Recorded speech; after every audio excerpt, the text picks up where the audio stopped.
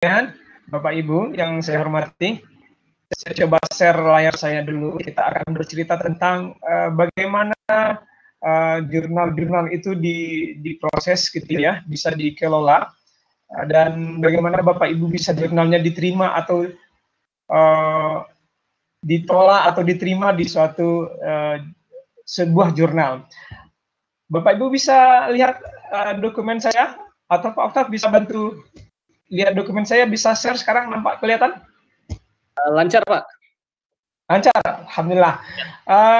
Baik, ini dia dengan tema kita, yaitu teknik dan cara publikasi di jurnal nasional. Namun saya lebih banyak nanti kenapa di reject, kenapa ada komentar dari editor atau reviewer segala macam. Saya lebih fokus ke sana. Mungkin Pak Oktav nanti di teknik dan cara publikasinya. Perkenalkan dulu sebelumnya, saya Abdul Junaidi dari Institut Teknologi Telkom Purwokerto, dan hari ini kami bekerja sama dengan Bisa AI untuk menyelenggarakan acara ini. Dan ini dia biodata singkat saya, terlahir dengan nama Abdul Junaidi. Kalau dari nama kelihatan kalau saya bukan orang Purwokerto gitu ya. Saya asli orang Melayu, orang Minang dari Sumatera Barat. Namun saat ini dipercaya bekerja di Institut Teknologi Telkom Purwokerto. Pendidikan terakhir saya adalah Master of Computer Science dari University Technical Malaysia Melaka atau UTM. Kemudian juga Magister Komputer di Universitas Dian Nuswantoro Semarang. Kemudian saat ini lagi ongoing menjadi PhD student di kampus yang sama waktu saya mengambil S2 saya juga di University Technical Malaysia Melaka. Bidang keahlian yang saya tekuni di PhD student adalah tentang machine learning dan data science tentunya. Nah, itu juga yang menyebabkan saya diamanahi untuk menjadi ketua kelompok atau research group rekayasa data di Institut Teknologi Telkom Purwokerto. Nah, aktivitas saya yang lain adalah menjadi chief editor jurnal Dinda. Jurnal Dinda ini adalah untuk mensupport dari karya-karya rekan-rekan dosen, rekan-rekan mahasiswa dalam materi jurnal data science dan machine learning tentunya. Fokusnya ke sana. Nah, kemudian aktivitas saya yang lain adalah menjadi reviewer di beberapa jurnal nasional dan ada di beberapa jurnal internasional juga, tapi lebih banyak nasionalnya. Mungkin karena ya saya masih student ya, masih PhD student juga, jadi jurnal nasional, internasional masih sedikit untuk saya untuk saya handle menjadi reviewer. Kemudian Bapak Ibu, adik-adik mahasiswa bisa menghubungi saya melalui email apri@ittelkom.pwt.ac.id. Kemudian juga Bapak Ibu bisa menghubungi saya melalui email pribadi mungkin ini ya, Gmail atau junedi@gmail.com. Kemudian sehari-hari selain mengajar, selain menjadi reviewer, menjadi pengelola jurnal, saya juga kadang-kadang upload cerita-cerita saya di YouTube. Bapak Ibu bisa lihat nanti atau searching Linggo Geni Andalas ya, gitu ya, nanti di sesi-sesi lain nanti saya sampaikan. Dan jangan lupa nanti di minggu depan Linggo Geni Andalas itu akan tampil juga di Bisa AI mengenai bagaimana menulis dokumen jurnal atau dokumen di latex. Ini sedikit promo ya Pak Oktav ya, enggak apa-apa ya Pak Oktav. Nanti di Bisa AI kita ngobrol tentang latex gitu ya. Baik, itu dia data singkat saya. Kemudian ini Bapak Ibu, rekan-rekan mahasiswa, teman-teman dosen sekalian, mohon maaf mungkin ada di antara Bapak Ibu juga dosen mungkin. Ini hanya sharing saja, namanya juga round table, jadi kita bercerita ngobrol bersama-sama dalam satu meja istilahnya. Ini kalau ketemu nih Pak Oktav nih paling jago nih nyediain meja untuk ngobrol round table gitu ya. Nah, di round table ini kita akan membahas bagaimana sih penulisan jurnal itu, apa yang boleh dilakukan, apa yang tidak boleh dilakukan, gitu ya. Dan bagian agenda ketiga nanti, kenapa di reject? Nah, ini kalimat yang menakutkan. Saya waktu nulis jurnal pertama kali itu di reject, ya ada sedih karena sudah berusaha tapi di reject. Gitu. Tapi tidak apa-apa, itu kadang reject itu menjadi suatu ilmu bagi kita. Nanti kita bahas 3 agenda ini. Baik Bapak Ibu sekalian, kita mulai pada pembahasan pertama, penulisan jurnal. Oh ya, mohon maaf, saya selalu bikin slide. Ini kalau mahasiswa saya mungkin tahu nih, ini ciri khas saya. Saya nggak buat slide yang warna-warni. Jadi saya buat slide selalu ngajar, selalu begini saja, hitam putih, dan tidak ada animasi-animasi. Jadi semua hitam putih saja. Jadi biar fokus. Ini salah satu pengalaman saya waktu saya conference internasional di Singapura. Jadi waktu saya bikin, maklum lah waktu masih mahasiswa, semangat bikin slide warna-warni, pakai animasi gerak kiri kanan, saya langsung dikomen oleh panitia IEEE-nya, sebaiknya gunakan slide yang hitam putih saja katanya, dan sederhana, yang penting fokus. Nah, jadi itulah alasan saya Bapak Ibu, teman-teman sekalian, selalu sekarang semenjak ditegur IEEE, saya gunakan yang hitam putih saja. Nah, itu dia. Lalu tahapan penulisan jurnal, kita masuk ke sana. Tentu nanti Bapak Ibu harus tentukan jurnal mana yang sesuai dengan keilmuan. Seperti banyak sekali jurnal-jurnal yang ada, semua hadir dengan ciri khas masing-masing. Seperti 5G jurnal, khusus dengan 5G atau keilmuan yang berhubungan dengan 5G jurnal yang dikelola oleh Pak Oktaf, gitu ya, dan rekan-rekan di BISA AI. Kemudian jurnal Dinda, fokus tentang data science, IoT, machine learning, dan aplikasi yang mengarah ke sana, ke dalam data science dan machine learning. Kemudian ada jurnal IAII. Nah, ini sudah Sinta 2 ya, sudah sangat populer di Indonesia jurnal yang ini. Ini saya juga menjadi reviewer di sana. Mohon maaf, mungkin ada Bapak Ibu yang pernah di-reject sama saya tulisannya. Mohon maaf, mungkin tujuannya baik adalah agar tercipta nuansa penulisan jurnal yang sangat bagus di keilmuan kita informatika tentunya, ya, khususnya juga di informatika dan keilmuan lain. Nah, tentukan jurnal yang sesuai dengan keilmuan kita. Jangan sampai kita menulis jurnal bidang ilmu kita fisika, tiba-tiba kita masukkan ke biologi. Nah, ini juga tidak sesuai. Ini kata anak-anak sekarang, ya auto reject. Kalimat auto di depannya, auto reject, gitu ya. Nah, tentukan bidang keilmuan kita. Samakan. Setidaknya biasanya kita menulis, suatu saat kita bisa kolaborasi dengan teman-teman kita yang di fisika. Tapi tidak menghilangkan khasnya informatika. Sedikit kita ambil ilmu fisikanya, lalu tetap fokus kepada bidang informatika kita. Misalnya keilmuan tentang teman-teman saya di fisika misalnya, kami nulis barang tentang bumi, pergerakan bumi misalnya. Nah, kita bisa ulas lebih dalam pergerakan bumi dengan informatika itu seperti apa, dengan machine learning seperti apa. Nah, itu dia. Kalau memang nanti Bapak Ibu atau adik-adik mahasiswa menulis jurnal kolaborasi keilmuan seperti itu. Kemudian, nah ini yang fatal juga. Mentang-mentang kita udah semangat, ini saya juga begitu dulu, sudah semangat-semangat tulis jurnal, upload ke sistem. Nah, yang kedua ini sesuaikan dengan template jurnal yang akan dituju. Nah, tadi misalnya ke 5G atau ke Dinda misalnya, silahkan download dulu template jurnal yang ada di Dinda atau di 5G tadi. Nah, tuliskan. Cara penulisan di template itu adalah supaya lebih smooth, supaya lebih tahap hati-hati. Rekan-rekan, Bapak Ibu mahasiswa, tulis langsung di template jurnal yang kita download.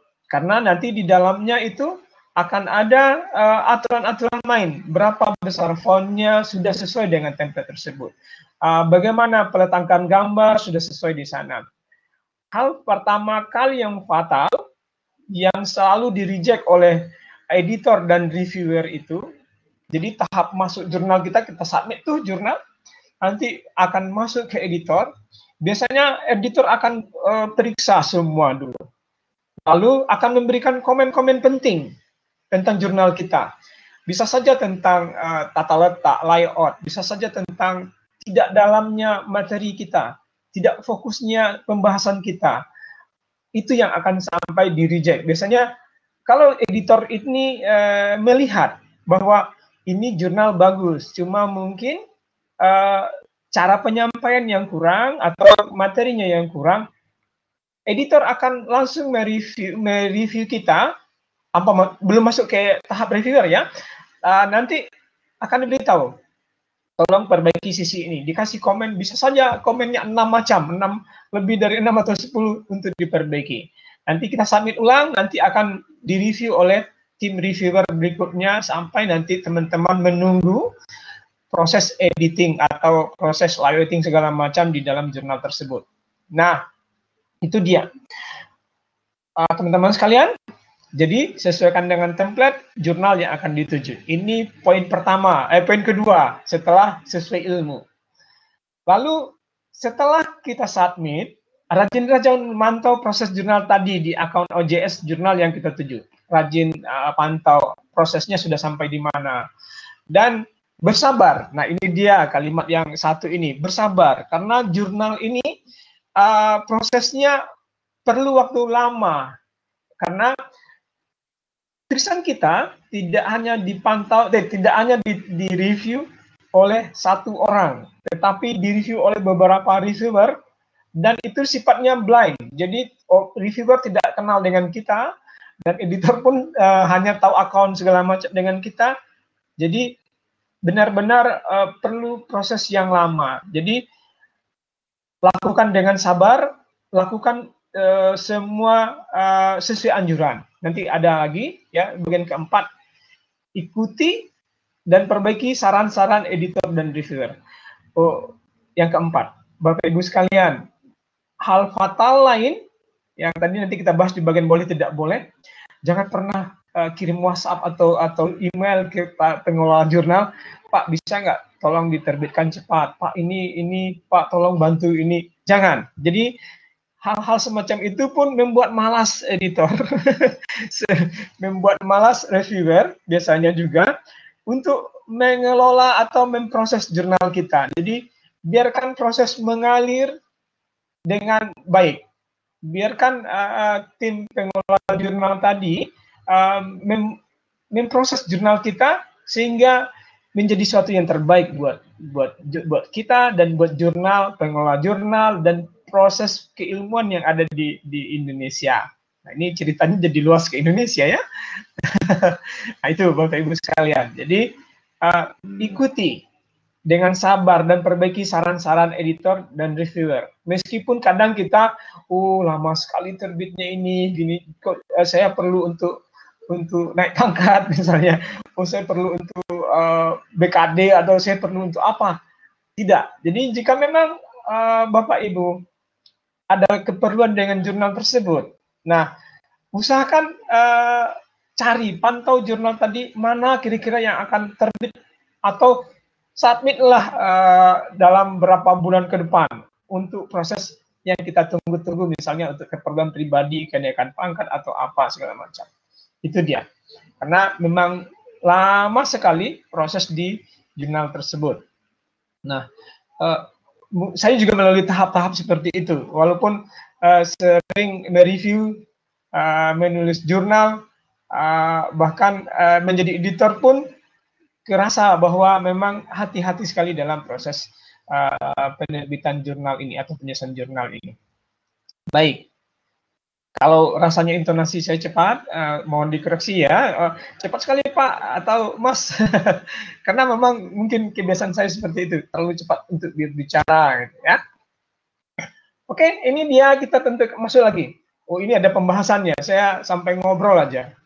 Tentukan sesuai bidang. Pada saat nulisan jurnal, pilih dan pastikan ini kita bahas.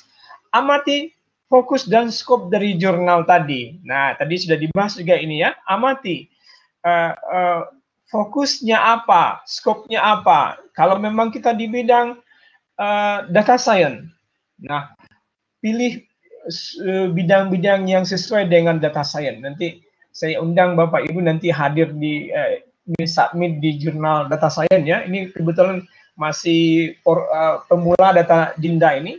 Jadi Bapak Ibu bisa hadir ikuti jurnal data science ini, ya, jurnal Dinda ini. Nah, ini yang berikutnya. Ini slide-nya nggak terlalu banyak saya. Mungkin diskusi saja nanti kita. Oke.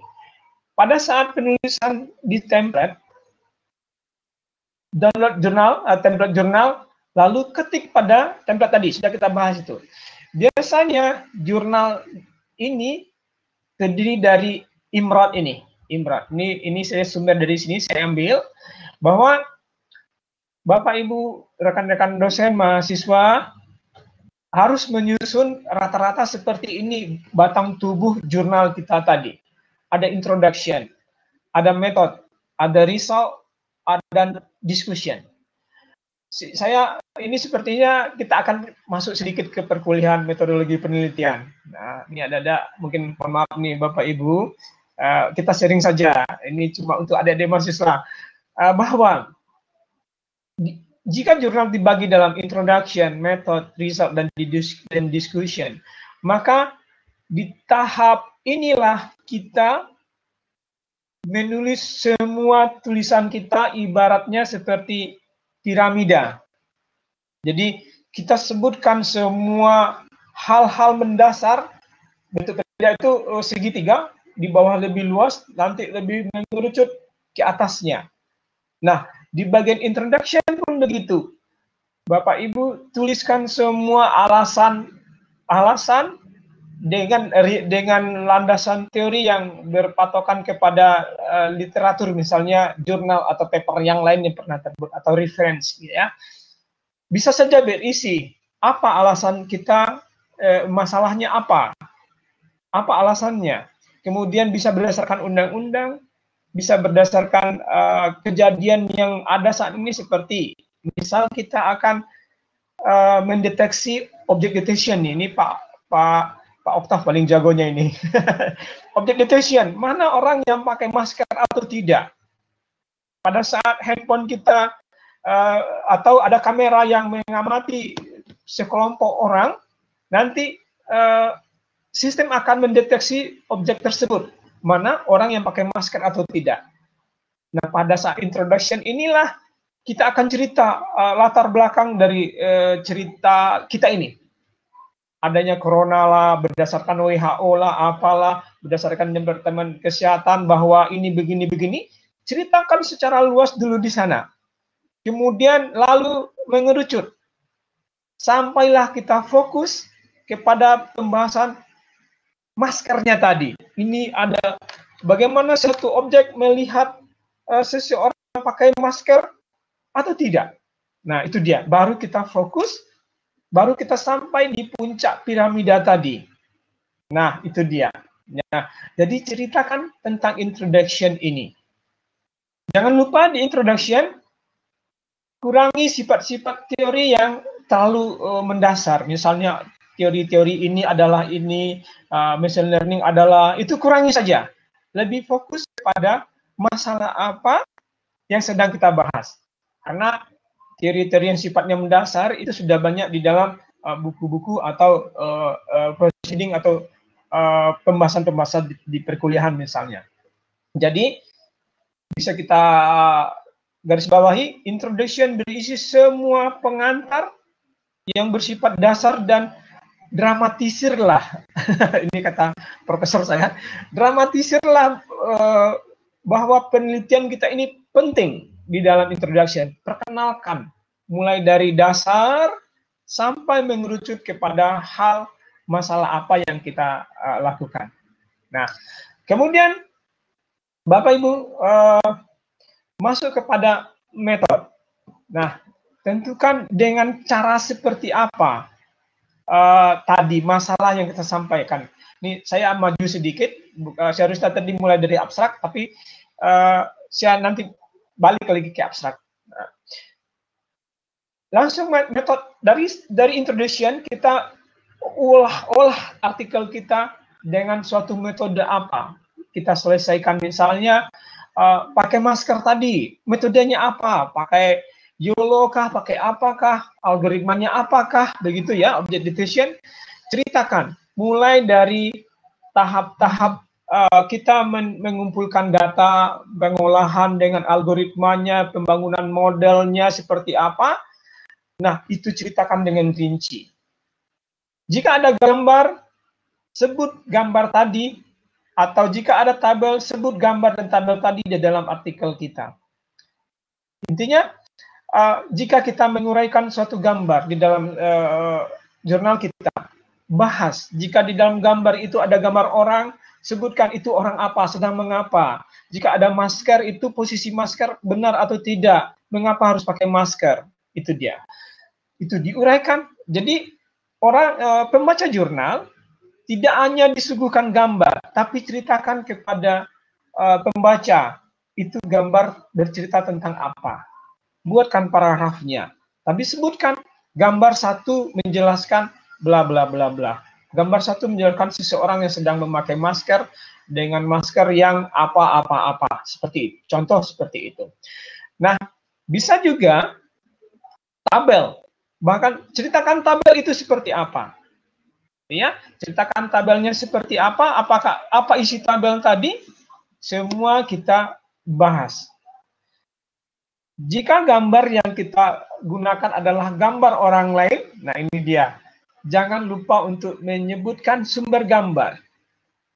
Tabel pun jika berdasarkan orang lain, pokoknya semua yang bukan dari karya kita, mohon tampilkan ininya, sumbernya dari mana, gambar, tabel, grafik segala macam ya. Nah, ditulis. Result, fokuslah pada, ini bagian kita bahas bagian resultnya ya. Fokuslah pada hasil bagaimana metode ini dikerjakan. Fokus pada hasil tadi. Jadi, jika menghasilkan dan hasil ini sampaikan dengan kalimat yang pasti. Jika angka, berapa angkanya? Jika dalam bentuk persentase, sebutkan berapa persen didapat. Jangan, mohon maaf, hindari untuk menggunakan kalimat begini. Dari hasil yang kami lakukan, maka kami mendapatkan akurasi yang sangat bagus. Atau penelitian ini, jadi saya ulangi, gunakan kalimat pasif ya, kalimat pasif. Penelitian ini mendapatkan hasil yang sangat bagus. Atau kurang relevan, atau tidak baik. Nah, tidak menggunakan kalimat ambigu seperti ini. Bahwa kurang bagus, kurang baik. Jadi, gunakan kalimat yang terukur. Misalnya, 95%, artinya bisa diukur. 95% dari berapa data misalnya. Atau didapatkan angka 90. 90 itu terukur. Jadi, semuanya itu pasti. Jadi, tidak ada kalimat orang berpikir, baik, seberapa baik ya? Bagus. Bagus seperti apa yang bagus itu ya? Nanti orang akan bertanya-tanya lagi. Nah, di bagian berikutnya adalah tentang diskusi. Sampaikan kepada pembaca kita bahwa jurnal ini menghasilkan apa. Kita diskusikan bagaimana nanti ke depan apa yang sudah kita sampaikan, uraikan secara diskusikan dengan pembaca. Diskusikan di dalam bagian khusus dan berikan juga apa kelemahan dan kelebihan dan kekurangannya. Nah, itu dia. Nah, itu dia batang tubuh yang biasa selalu hadir di dalam sebuah jurnal. Lalu biasanya introduction ini juga ada latar belakang misalnya. Itu tidak apa-apa, ceritakan saja. Itu modifikasi dari suatu imrat ini. Jadi modifikasi biasanya ada penelitian terdahulu segala macam, itu biasa. Itu hanya untuk menambah khasanah dari suatu jurnal tadi. Nah, itu dia batang tubuh yang suatu jurnal yang Bapak Ibu harus penuhi di dalam jurnal sebelum disubmit ke suatu OJS atau jurnal. Kemudian kita bahas balik dulu ke belakang ke ini. Ya, abstrak, mundur aja, mundur. Jadi abstrak juga harus terdiri dari ditulis, ikuti aturannya. Misalnya diperbolehkan sampai 250 kata, gunakan 250 kata tersebut. Kalau saya biasanya, mohon maaf, saya gunakan word count. Jadi word count maksudnya di website ini ada word count. Saya coba. Di situ ada tempat menghitung hitung kalimatnya apa, word counter. Nah, word counter. Teman-teman sekalian, Bapak Ibu bisa gunakan word counter ini untuk menghitung sudah berapa banyak kita menggunakan kata-kata. Nah, di sini dia akan hitung dokumen kita, word counter. Dan otomatis juga jika kita menginstall Grammarly, dia juga akan otomatis juga memperbaiki dokumen kita. Nah, itu dia tentang word counter. Ya, gunakan itu atau gunakan ya biasanya Microsoft Word ya. Biasanya Microsoft Word juga ada word counternya. Tapi saya lebih suka menggunakan word counter tadi, lebih ringan kalau menurut saya dan mudah di copy paste ke dalam jurnal kita lagi. Nah, itu dia. Abstrak harus terdiri dari 3 bagian. Abstrak ini merupakan jendela atau etalase dari jurnal kita. Seseorang atau orang lain yang akan melakukan penelitian yang sama dengan penelitian kita, biasanya yang akan dibaca pertama kali adalah abstrak. Bagilah abstrak ini menjadi 3 bagian saja, atau 3 bagian intinya. Pertama, ceritakan masalah apa yang akan kita sampaikan. Misalnya, object detection, apakah seseorang pakai masker atau tidak. Nah, uraikan kenapa harus pakai masker, apa masalahnya. Adanya penyebaran virus corona, itu menjadi hal yang penting, kita bisa dramatisir. Jadi kayak pembaca berita, dia dramatisir sedikit untuk menarik minat baca atau menarik minat pendengar dari suatu berita. Kemudian tuliskan alasan-alasan masalah tadi. Lalu bagian kedua, sampaikan metode apa kira-kira yang pas untuk menyelesaikan masalah tadi. Object detection, algoritmanya apa. Kemudian sampaikan dengan satu kalimat, susun baik di bawah masalah. Kemudian setelah didapatkan masalah, nanti malah ditanya, Pak, saya nggak ada masalah, saya baik-baik aja gitu ya. Jadi ini adik-adik mahasiswa kalau bimbingan tuh, pertama kali bimbingan ditanya, Dek, apa masalahnya, kok ambil ini, masalah topik ini gitu ya. Oh Pak, saya nggak ada masalah Pak, baik-baik saja selama ini. Nah bukan yang masalah adik-adik mahasiswa itu ya, tapi masalah tentang jurnal yang akan dibuat atau masalah tentang penelitian yang akan dilakukan. Jadi bukan masalah kita. Kita mungkin baik-baik saja. Mungkin masalah akhir bulan ini adalah apa ya? Menunggu transfer rekening. Itu masalah akhir bulan. Jadi susun dari masalah, baru masuk kepada metodenya apa, kemudian tuliskan akhir result dari masalah tadi. Jika sudah ada masalah, lalu diselesaikan dengan metode atau algoritma tertentu, sehingga didapatkan hasil, apakah presisinya atau apakah segala macam, sampaikan hasil tadi dengan yang terukur. Gunakan kerangka 250 kata. Perhatikan juga, karena abstrak itu dalam bentuk bahasa Inggris dan juga dalam bentuk bahasa Indonesia. Perhatikan berapa bahasa Inggris berapa diperbolehkan, bahasa Indonesia berapa kata diperbolehkan. Nah, itu dia. Itu tadi makanya saya gunakan word counter untuk menulis sesuatu kata, kemudian saya copy paste ke dalam template jurnal saya. Selalu begitu kalau saya lakukan. Kemudian saya sarankan, ini bukan promo, saya sarankan jika bahasa Inggris, kalau bahasa Inggris kita ada, maklumlah saya juga masih kurang mungkin dalam bentuk bahasa Inggris, saya minta bantuan ke pusat bahasa atau minta bantuan ke berlangganan Grammarly. Nah, biasanya kampus berlangganan, gunakan Grammarly. Awal yang dibaca oleh review kita bahas semua kata yang ada di dalam judul, bahas semua di dalam jurnal. Perhatikan, jangan gunakan cuma satu paragraf-paragraf atau poin-poin. Jadi misalnya, machine learning adalah satu. Nah, tidak seperti itu. Gunakan paragraf-paragraf untuk menyampaikan apa yang kita bahas. Nah, rekan-rekan, adik-adik mahasiswa, Bapak Ibu dosen, untuk menggunakan satu kata atau menjelaskan satu pernyataan di dalam suatu jurnal kita, ini biasanya di literatur review, gunakan misalnya menceritakan tentang object detection, gunakan 2 jurnal lebih untuk mendukung kalimat kita. Misalnya object detection berdasarkan penelitian Junaidi, bahwa object detection adalah bla bla bla bla dengan gini begini, itu baru satu pendukung jurnal. Tambahkan lagi dengan satu pendukung jurnal lainnya, sedangkan menurut jurnal Octave misalnya, object detection adalah begini. Nah, gunakan 2 jurnal atau paper untuk mendukung pernyataan kita. Jadi tujuannya apa? Agar apa yang kita tulis merupakan suatu yang penting, yang benar-benar didukung oleh 2 penelitian atau lebih. Nah, itu dia. Jadi ini kunci bahwa suatu pernyataan itu adalah memang penting di dalam jurnal kita. Jadi dukung dengan 2 atau lebih setiap pernyataan yang ada. Baik, ternyata 6 slide itu udah lebih dari setengah jam ya.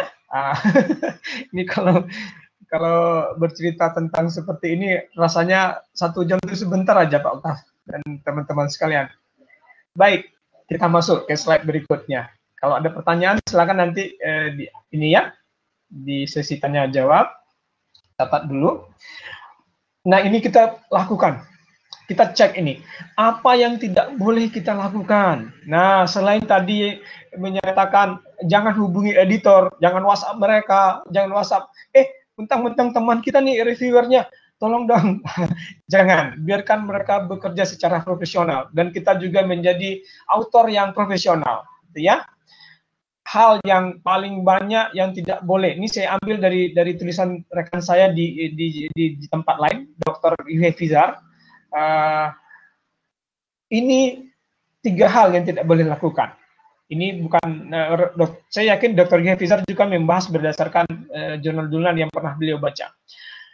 Pertama, pemalsuan data. Misalnya data orang pakai masker tadi ini diambillah bukan data dari orang sumber yang benar misalnya, atau data apapun, data riset padi misalnya, dimanipulasi data-datanya. Bahan penelitiannya pun tidak palsu. Prosesnya pun nggak ada sama sekali proses yang benar misalnya. Editing gambar, tadi gambarnya kurang cerah, dicerahin, atau gambarnya gelap jadi terang. Itu tidak boleh dilakukan. Apalagi pemalsuan data. Mengubah, ini namanya mengubah untuk menipu. Diubah untuk menipu siapa? Menipu editor, menipu reviewer, ujung-ujungnya menipu pembaca. Tanpa kita sadari, kita pun sebagai autor menipu diri kita sendiri dan menipu keilmuan. Nah, ini yang tidak diboleh dilakukan, menipu keilmuan. Kemudian fabrikasi. Kita rekonstruksi nih, kita ketemu suatu jurnal, kita rekonstruksi ulang, ini tuh fabrikasi. Jurnal seseorang yang kita ambil, kita publikasi ulang, dan kita submit. Fabrikasi itu tidak. Ini namanya membuat untuk menipu. Sama, kalau tadi mengubah, kalau sekarang membuat untuk menipu. Bagian ketiga, plagiarism. Nah, teman-teman udah tahu macam-macam plagiarism banyak, mengcopy paste, mengambil ide, bahkan mengambil ide pun plagiarism. Contoh, mendengar mereka kita lewat, ini bagus kayaknya, pikir-pikir buat dan submit. Itu juga plagiarism atau plagiat. Lalu kita begini maksudnya, Bapak Ibu, pada saat kita sudah submit suatu jurnal misalnya, lalu lama menunggu, belum direview, belum ada komen apa-apa dari editor segala macam, akhirnya gelisah, akhirnya saya submit aja di tempat lain, gitu ya, dengan jurnal yang sama, karya kita diterbitkan 2 plagiarism, itu dia. Jadi banyak hal-hal fatal yang nanti mengapa karya kita itu menjadi hal yang sia-sia, seharusnya menjadi yang luar biasa, akhirnya menjadi yang sia-sia saja, tidak boleh diterbit, tidak dianggap dibatalkan, tidak boleh untuk dijadikan bahan untuk kenaikan pangkat, atau risikonya dicabut hak menjadi dosen atau segala macam. Rekan-rekan sekalian, 3 macam ini Kalaulah seandainya ilmuwan itu berbohong, si peneliti itu menipu segala macam, mungkin tidak selamat hidup kita, ya, tidak selamat. Saya ceritakan ini.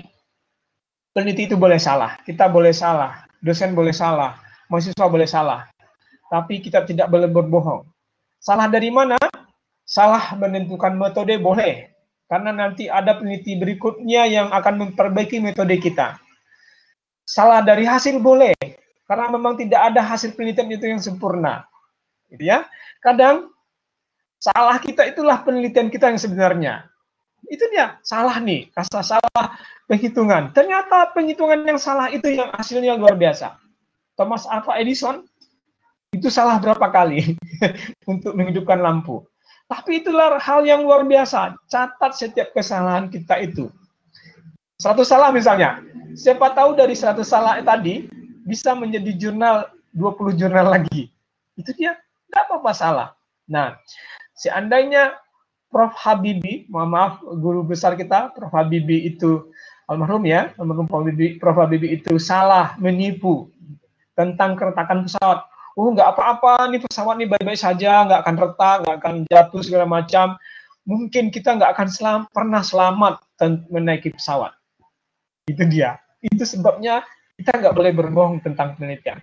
Kalaulah kita salah untuk mengamati orang yang pakai masker atau tidak di dalam lingkungan kita, ini Bapak Ibu boleh ada ide seperti ini, pasang kamera webcam, nanti webcam itu terhubung ke machine learning, mereka machine learning akan memantau siapa yang pakai masker atau tidak di kantor kita.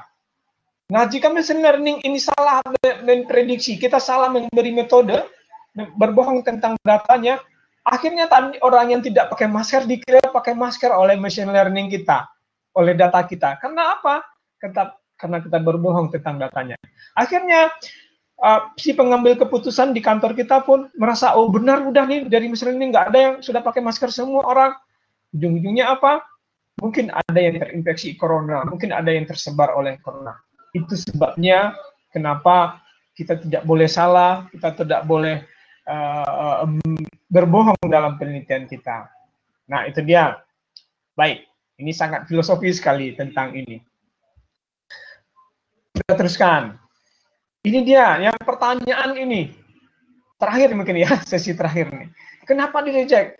Pak, saya sudah menulis. Saya sebagai reviewer di beberapa jurnal ada satu dilema buat saya, yaitu harus mereject, bahkan teman-teman yang lain mungkin rekan-rekan reviewer, teman-teman dosen, atau mereject suatu tulisan.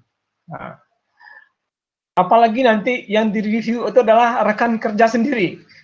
Saya pernah menerima reviewer jurnal dari satu kampus dengan saya. Langsung saya bilang ke editor, ini sepertinya dari kampus saya sendiri, dari institusi saya sendiri. Tolong jangan saya yang mereview. Biarkan agar lebih adil, lebih fair gitu ya. Biarlah rekan-rekan reviewer lain yang mereview dari jurnal itu. Akhirnya saya reject. Dan reject nanti akan dipanggil lagi oleh editornya untuk direview oleh orang lain. Itu dia, dilema. Teman sendiri, nah itu dia ya, harus di-reject. Saya pernah mereject teman saya sendiri, teman kuliah saya sendiri, saya reject.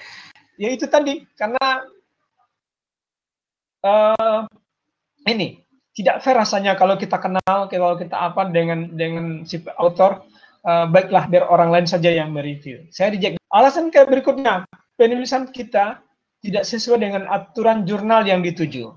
Nah, melanggar aturan, misalnya fontnya 12 poin, Time New Roman misalnya, atau itu tidak langsung auto reject. Daripada nanti, apalagi jurnal itu padat, harus terbit 2 bulan sekali, terbit, dan ratusan jurnal yang masuk. Bayangkan, melihat jurnal kita yang sudah amburadul masuk seperti itu, editor reject, reviewer reject biasanya. Nah, ikuti semua aturan, baca di dalam suatu jurnal, biasanya ada aturan-aturan. Pergi ke halaman ODS-nya, perhatikan menu rule atau aturan untuk penulis seperti apa. Atau baca template-nya, di dalam template ada apa yang boleh kita lakukan dalam dokumen kita, apa yang tidak boleh kita lakukan.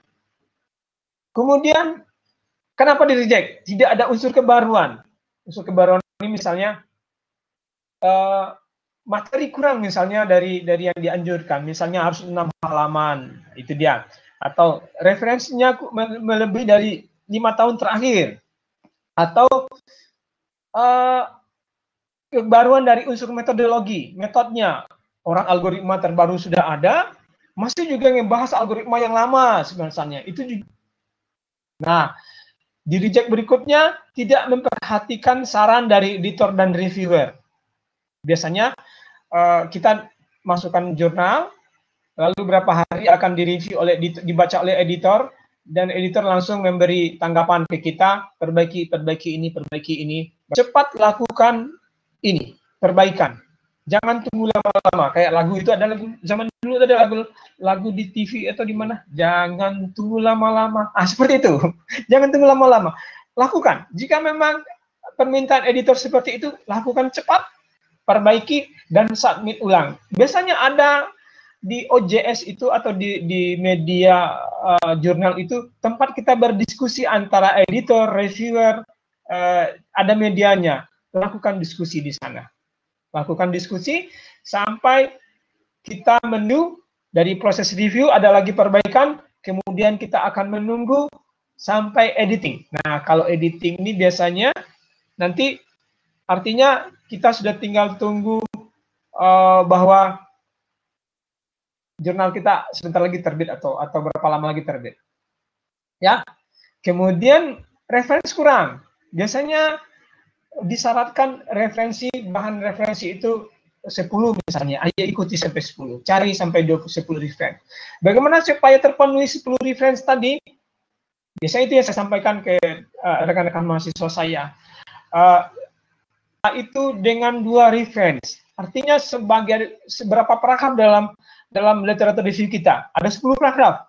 Kalau setiap paragraf itu digunakan dengan 2 referensi, kita sudah mendapat 20 referensi jurnal dan paper. Tuh, kan tidak sulit untuk mencari referensi. Tidak sulit untuk mencari referensi. Nah, yang ditolak lagi tidak merespon. Sudah dikasih perbaikan atau saran dari editor, diam aja. Kata orang, saya juga lama di Bandung, jadi diantep katanya. Cicing, diam saja, nggak ada balasan dari kita, itu juga auto reject. Nah, itu juga auto reject. Nah, saran apa biasanya yang dilakukan oleh editor dan reviewer? Usahakan fokus pada proses dan pembahasan hasil. Jadi jangan ngobrol kemana-mana. Di dalam jurnal tersebut fokuslah pada pembahasan dan hasil. Prosesnya seperti apa? Fokus. Kurangi cerita-cerita yang bias kemana-mana. Fokus pada penelitian kita dan proses yang kita lakukan, serta hasil yang kita dapatkan. Ini kemudian akan hanya memperbanyak halaman ulasannya, tapi tidak. Karena teori-teori umum itu sudah sangat umum juga. Ya. Hindari kalimat-kalimat yang ambigu. Dingin, terlalu dingin, kayak fuzzy ya. Fuzzy pun masih ada ukurnya. Dingin itu seberapa, panas itu seberapa, sudah diukur. Tapi kalau kita menyebutkan kalimat bagus, cantik, segala macam, tentukan dengan angka berapa cantik, berapa presentasi, seberapa bagus, gitu ya.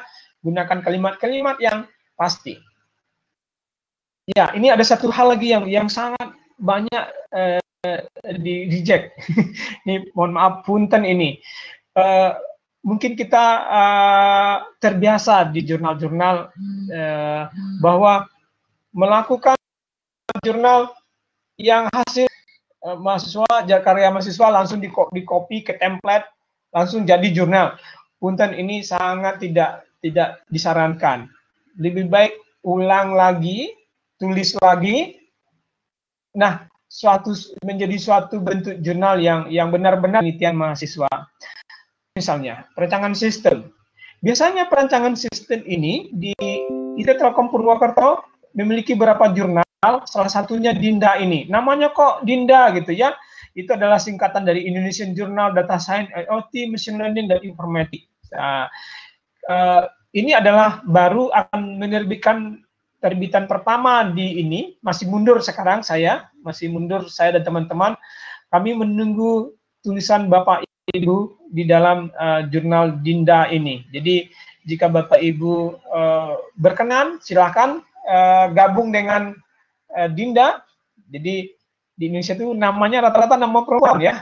Ada Resti, ada Sinta gitu ya, ada Juwita. Ini saya akhirnya dengan tim menyebutkan Dinda saja deh gitu ya. Biar ini. Timnya siapa saja boleh di review ke sini, tim editorial ada nama saya di dalamnya juga, ada teman-teman dari syarat ya, ini mohon maaf, syarat untuk berdirinya satu jurnal itu timnya harus minimum dari 3 daerah. Ya, saya ambil satu dari Jakarta teman saya, kemudian dari Balikpapan, dari Purwokerto, sudah 3. Kemudian atau mitra bestarinya juga kami mengikuti saran-saran, diambil juga dari beberapa kampus terkenal. Ada nama-nama terkenal dalam data science dan machine learning ini. Ini beliau juga dosen Telkom University. Jadi semua ini adalah para reviewer yang benar-benar kompeten di bidangnya, termasuk rekan saya Pak Oktav ada di sini. Mohon maaf Oktav, namanya ditampilin berulang-ulang kali ya. Kemudian saya juga mengajak teman-teman saya yang lain, sesama reviewer di jurnal-jurnal yang ada di Indonesia.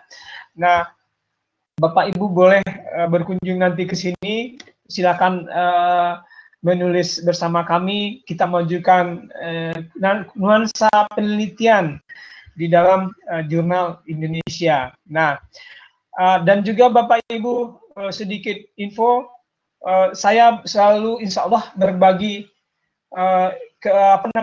informasi di dalam channel saya, meskipun kadang channel ini tidak pernah minta subscribe atau apa, tapi memang setelah diskusi dengan rekan-rekan, sebaiknya apa yang kita sampaikan di kampus kita share juga untuk rekan-rekan kita yang ada di luar kampus. Di sini saya di channel Linggo Geni ini lambat nih kayaknya, boleh teman-teman nanti channel Linggo Geni ini. Kenapa subscribernya sedikit? Ya karena saya di dalam setiap jurnal saya tidak di dalam video saya tidak meminta subscribe atau apa, tapi teman-teman untuk mencari referensi atau untuk bercerita apa saja yang saya sampaikan. Ini tentang latex misalnya. Minggu berikutnya saya dengan Pak Oktav akan cerita latex itu seperti apa. Bagaimana menulis jurnal dengan latex itu saya akan bahas nanti di pertemuan kita tanggal 2 Juli.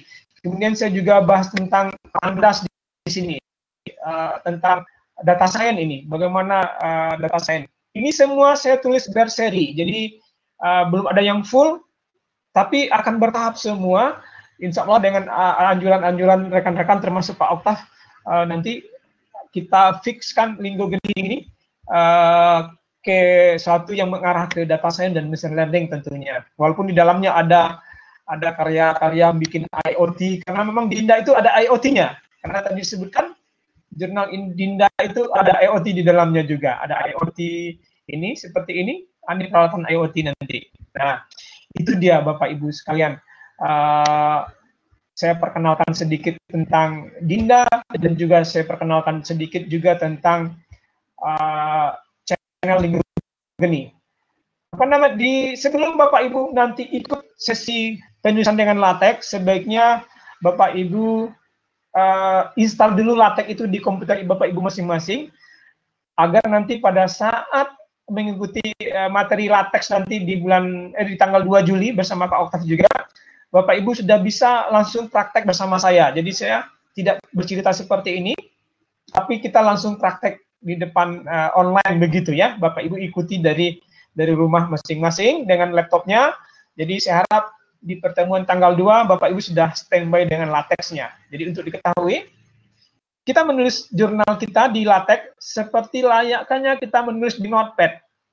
Di Notepad nih, tidak ada seperti Microsoft Word, tapi hasilnya luar biasa, langsung menjadi template jurnal, jadi mengikuti jurnal IAII, jurnal DIA, jurnal jurnal apa namanya, IEEE, Scopus segala macam, sama seperti itu. Jadi mohon Bapak Ibu nanti untuk persiapan kita di tanggal 2 boleh Bapak Ibu apa namanya pelajari dulu LaTeX yang ada di Linggo ini agar nanti kita langsung bisa praktek di sana. Nah, untuk penulisan jurnal, bagaimana sampai di reject, bagaimana sampai ditolak, kita udah bahas. Jangan cukuplah jurnal saja yang ditolak, jangan cinta yang ditolak. mungkin oh ya, mungkin nanti kita masuk ke sesi tanya jawab. Mungkin Bapak Ibu, silakan Pak Oktav. Itu saja mungkin penyampaian dari saya. Untuk sesi ini saya tutup dulu. Nanti kita masuk sesi tanya jawab. Selamat siang dan assalamualaikum warahmatullahi wabarakatuh. Waalaikumsalam warahmatullahi wabarakatuh. Terima kasih Pak Apri, sangat menarik ya dan interaktif mengenai penulisan teknik, mungkin ya lebih teknik ke jurnalnya, bagaimana kita submit jurnal ya, dan kiat-kiatnya biar diterima dan sebagainya. Oke, untuk sesi tanya jawab di akhir ya Pak Apri setelah sesi saya mungkin. Oh baik. Nanti saya standby Pak. Iya. Silakan Pak. Baik. Terima kasih Pak Apri. Oke, Bapak Ibu mungkin di sesi kedua ini saya akan sedikit share ya mengenai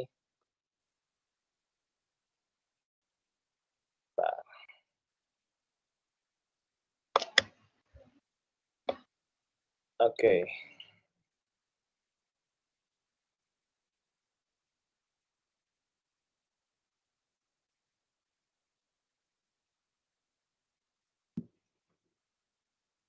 Oke, baik. Slide saya terlihat ya. Oke, baik. Bismillahirrahmanirrahim. Assalamualaikum warahmatullahi wabarakatuh. Selamat siang Bapak Ibu. Perkenalkan saya Oktav, saintis dari BISA AI, co-founder dari BISA AI. Pada kesempatan ini saya coba share mengenai publikasi di jurnal nasional dan internasional. Mungkin lebih banyak dari pengalaman saya ketika menyelesaikan S1 dan S2 dan juga ketika setelah lulus ya, bagaimana cara untuk melakukan publikasi di jurnal nasional dan internasional. Tapi mungkin di sini lebih jurnal nasionalnya. Oke, mungkin saya sedikit memperkenalkan. Jadi kegiatan ini diselenggarakan oleh BISA AI dan juga IT Telkom Purwokerto. Nah, ini sedikit mengenai servis dari BISA AI. Kita merupakan startup di bidang artificial intelligence. Ada beberapa servis seperti image recognition, video analytics, dan lain sebagainya. Nah, saat ini kita fokus di community base untuk artificial intelligence, ya, untuk penyelenggaraan workshop, seminar, kemudian research, kompetisi, dan lain sebagainya.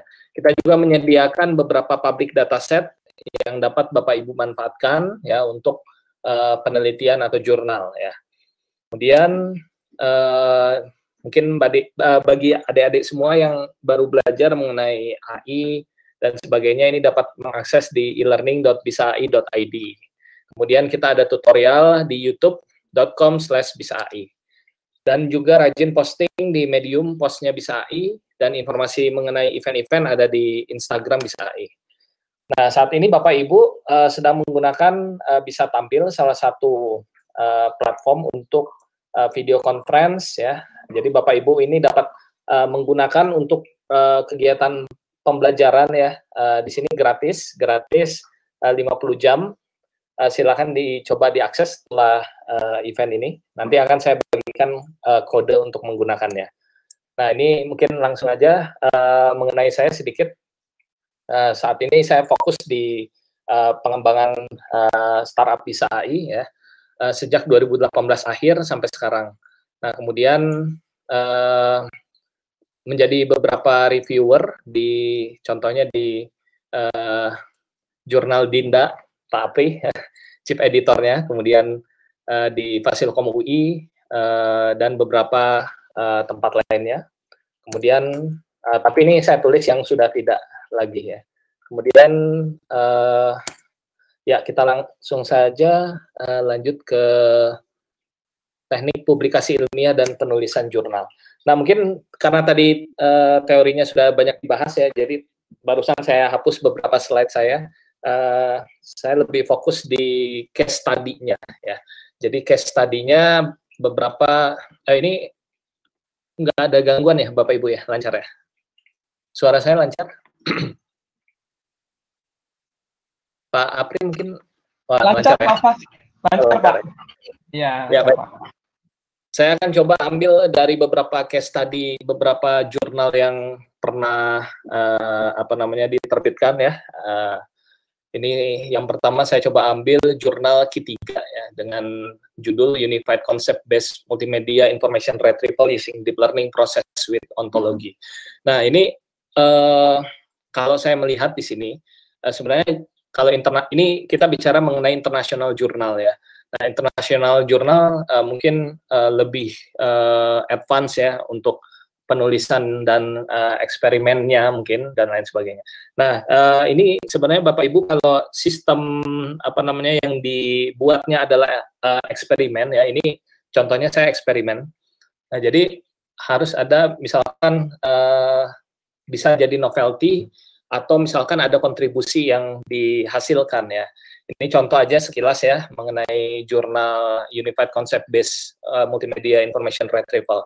Jadi kalau kita menggunakan Google untuk pencarian, contohnya itu adalah kita menggunakan pencarian teks ataupun gambar. Nah, bagaimana jika kita menggunakan suara? Nah, ini menjadi problem ya. Dan juga bagaimana jika kita mencari berdasarkan video? Karena kan bisa jadi ketika kita mencari sesuatu, kita nggak tahu ini tentang apa, siapa orang di dalam video tersebut, tapi kita tahu ini videonya. Nah, ini kita coba masukkan ke dalam information retrieval atau perolehan informasi ya. Contoh aplikasinya adalah Google ya. Itu information retrieval. Nah, ini dengan mengkombinasikan antara deep learning dengan ontologi, ini menurut saya dan Pak Ridwan di sini penulis pertama, ini ada kontribusinya yaitu kita dapat menghasilkan hasil pencarian ya berdasarkan pengujian datanya ini lebih baik gitu dibandingkan model sebelumnya seperti itu. Jadi di sini ada kombinasi di antara deep learning dan juga ontologi. Nah, sebetulnya ini saya lebih banyak programmingnya di sini, Pak Ridwan lebih banyak penulisannya ya. Kalau dilihat lagi di sini saya coba mengkombinasikan antara deep learning dengan ontologi gitu. Di mana ya nanti ini ada sesinya ontologi ya Bapak Ibu ya bagi yang berminat di ontologi semantic web dan lain sebagainya. Di event berikutnya di bulan Juli akhir itu kita menghadirkan Bapak Adila dari Fasilkom UI untuk sharing mengenai semantic web dan graph ya, dan juga ontologi. Nanti akan ada tutorial mengenai Protage. Nah, jadi di sini saya coba mengkombinasikan antara deep learning dengan ontologi. Nah, sebenarnya ini library-nya nggak ada, harus kita buat sendiri. Akhirnya saya buat sendiri library-nya. Nah, di situ mungkin kontribusinya banyak, yaitu membuat library untuk menyambungkan antara deep learning dengan ontologi seperti itu. Nah, oke, mungkin kita mulai dari jurnalnya ya. Kalau kita lihat di sini ada abstrak ya. Tadi sudah dijelaskan oleh Pak Apri. Mungkin saya sedikit review. Ya, jadi di sini abstrak ini berisi ringkasan jurnal atau publikasi secara singkat namun padat dan jelas. Nah, biasanya ini tersusun atas metodologi, hasil dan diskusi ringkas. Kalau kita lihat di sini, kalau kita baca ini dari sini, there are three main process of this research. Nah, ini mulai metodologi ya sampai dengan terakhir ini sampai heritage domain. Ya, ini metodologi. Kemudian ada hasil yang dicapai. Di sini kita tulis the unified concept based MIRS, kemudian show bla bla bla. Di sini ada hasilnya itu kita dapat meningkatkan 30 sampai dengan 40% ya. Nah, ini hasilnya. Dan biasanya ada diskusinya sedikit saja. Kenapa ini bisa meningkat gitu. Nah, ini biasanya yang berisi di abstrak ya. Kemudian kita juga bisa menambahkan sedikit mungkin intro ya, tapi kalau bisa tidak ada mengutip di sini. Jadi ini hasil tulisan kita sendiri. Dan juga diusahakan keywordnya biasanya ini harus relevan dengan apa yang kita tulis keseluruhan dari jurnalnya. Saya juga ketika mereview jurnal juga seperti itu, lihat dulu abstraknya. Ya kalau sudah tidak menarik ya mungkin reviewer itu akan agak sedikit wah ini kurang optimal, bisa dilihat dari abstrak seperti itu. Nah, kemudian lanjut ke bab berikutnya ya. Ini saya tidak akan cerita lebar mengenai isi paper ini. Mungkin Bapak Ibu bisa lihat saja ya di jurnalnya, judulnya ini ya. Kemudian berikutnya saya coba cerita mengenai latar belakang. Nah, latar belakang ini berisi latar belakang dari permasalahan. Kemudian ada tujuan dan biasanya ada research question. Dan juga mungkin kita juga bisa menuliskan kontribusi kita di sini apa ya. Nah, ini biasanya kalau saya menuliskannya 3 poin ini. Ada latar belakang permasalahan ya. Kemudian tujuan dan research question. Ini mohon maaf sebelumnya Bapak Ibu dosen tidak bermaksud untuk menggurui ya, tapi ini saya share sedikit pengalaman saja. Oke, kemudian biasanya ada related works. Benar kata Pak Apri sebelumnya bahwa sesuai dengan format jurnal tersebut. Misalkan tidak diperlukan related works, ya udah kita tidak perlu menuliskannya gitu. Nah, namun di sini seperti yang telah Pak Apri sampaikan, related works ini biasanya bukan dari buku-buku, tapi berdasarkan state of the art dari riset terkini ya. Bisa jadi di tahun 2019 kita ambil, kemudian kita simpulkan hasilnya, kita tulis di sini. Nah, namun hati-hati dalam penulisan sebaiknya kita menulis dengan tulisan kita sendiri, bukan mengcopy apa yang telah peneliti sebelumnya tulis seperti itu. Nah, kemudian berisi teori singkat yang umumnya digunakan. Misalnya di sini saya menggunakan deep learning. Berarti saya perlu menuliskan sedikit mengenai teori deep learning Hinton 2014 kalau nggak salah atau 2015. Kemudian saya menggunakan CNN di sini. Berarti saya harus menuliskan apa yang telah ditulis oleh Alex ya pada tahun 2013. Kemudian saya menuliskan di sini ada ontologi. Berarti kita tulis mengenai ontologi dan lain sebagainya. Namun bukan copy paste dari paper sebelumnya seperti itu. Kemudian lanjut ke bab berikutnya, biasanya ada metodologi ya. Metodologi ini adalah kerangka atau langkah kerja yang dijalankan untuk menyelesaikan permasalahan yang telah kita tulis di introduction. Sebelumnya kita tulis, misalnya di introduction permasalahan utamanya adalah misalkan current system is not fit with misalnya dengan sistem yang saat ini gitu. Misalkan hanya bisa mencari berdasarkan teks ataupun berdasarkan gambar. Saat ini belum terdapat misalnya pencarian dengan video, itu yang pertama. Kemudian kalaupun ada pencarian melalui video ya, namun model yang dihasilkan memiliki keterbatasan yaitu akurasinya sekian %, performanya sekian. Nah, itu kita jelaskan di introduction. Nah, sehingga ya di permasalahannya seperti itu, kita langkah berikutnya adalah di metodologi kita coba menjelaskan langkah apa yang akan kita laksanakan, yang akan kita jalankan untuk mengatasi permasalahan yang terjadi di dalam introduction.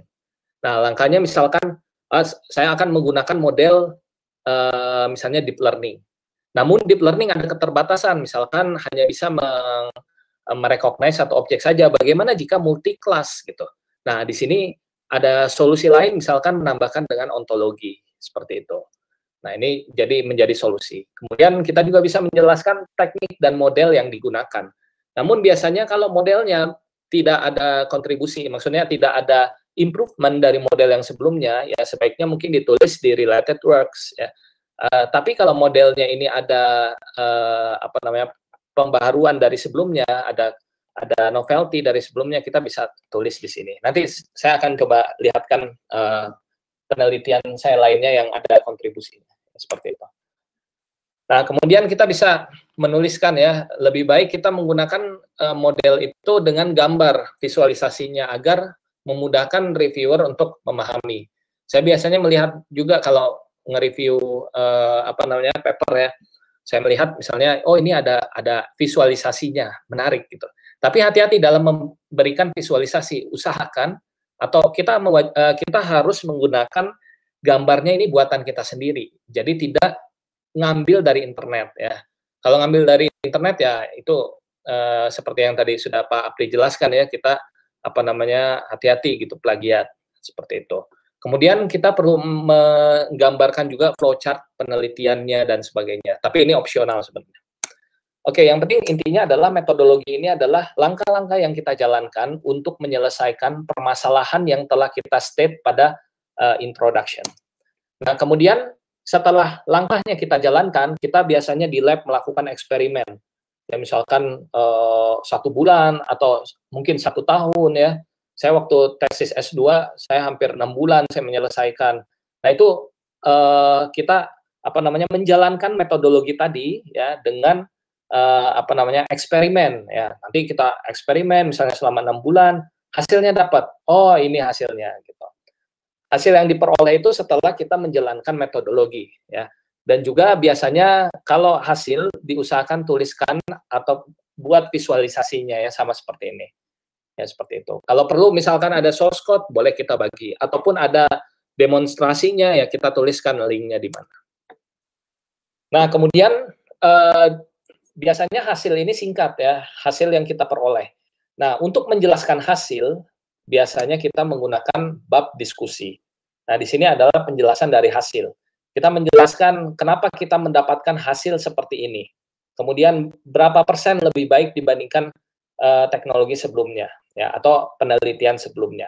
Kemudian mengapa hasilnya kurang bagus, mengapa hasilnya bagus. Nah, ini penting ya di diskusi. Biasanya kita perlu jelas ya di diskusi itu. Saya pernah di salah satu profesor di UI melihat tulisannya, oh ini sangat sedikit diskusinya, tambahkan.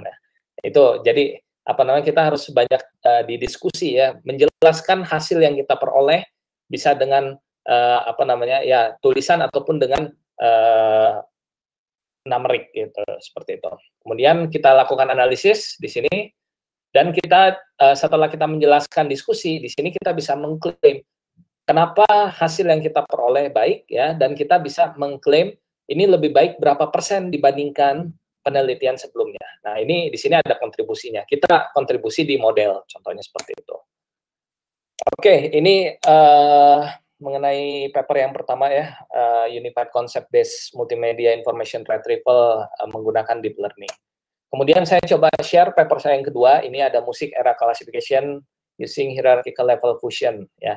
Nah, ini yang tesis saya ya, waktu itu saya dibimbing oleh Ibu Mirna Adriani dari Fasilkom UI. Ya, ini papernya sudah tersedia ya di IEEE, bisa dibaca.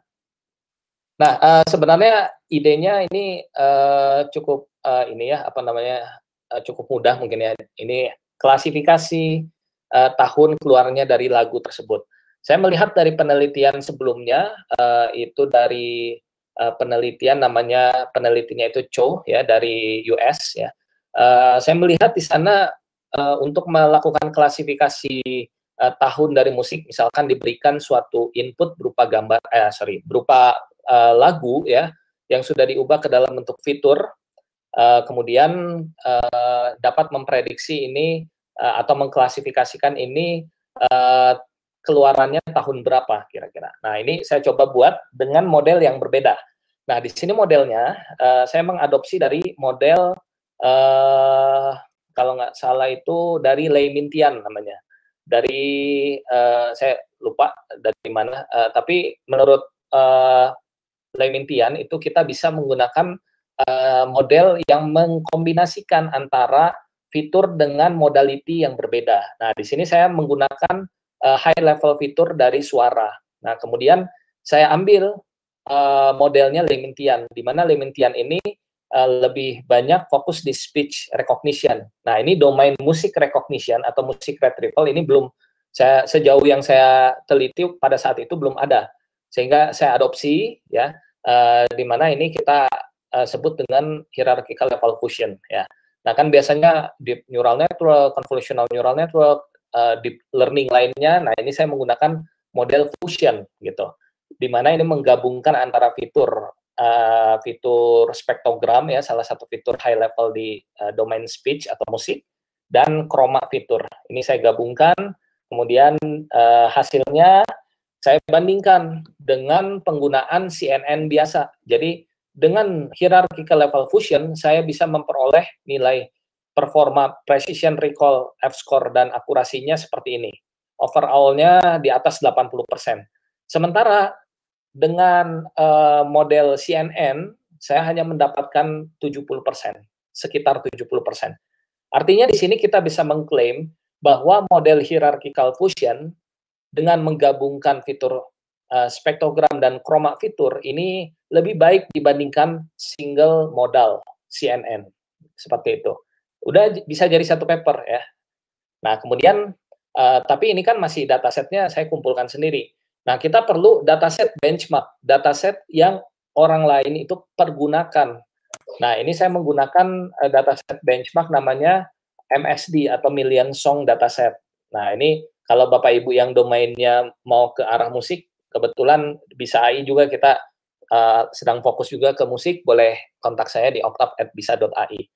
Atau tanya WA saya ke panitia juga boleh, silakan.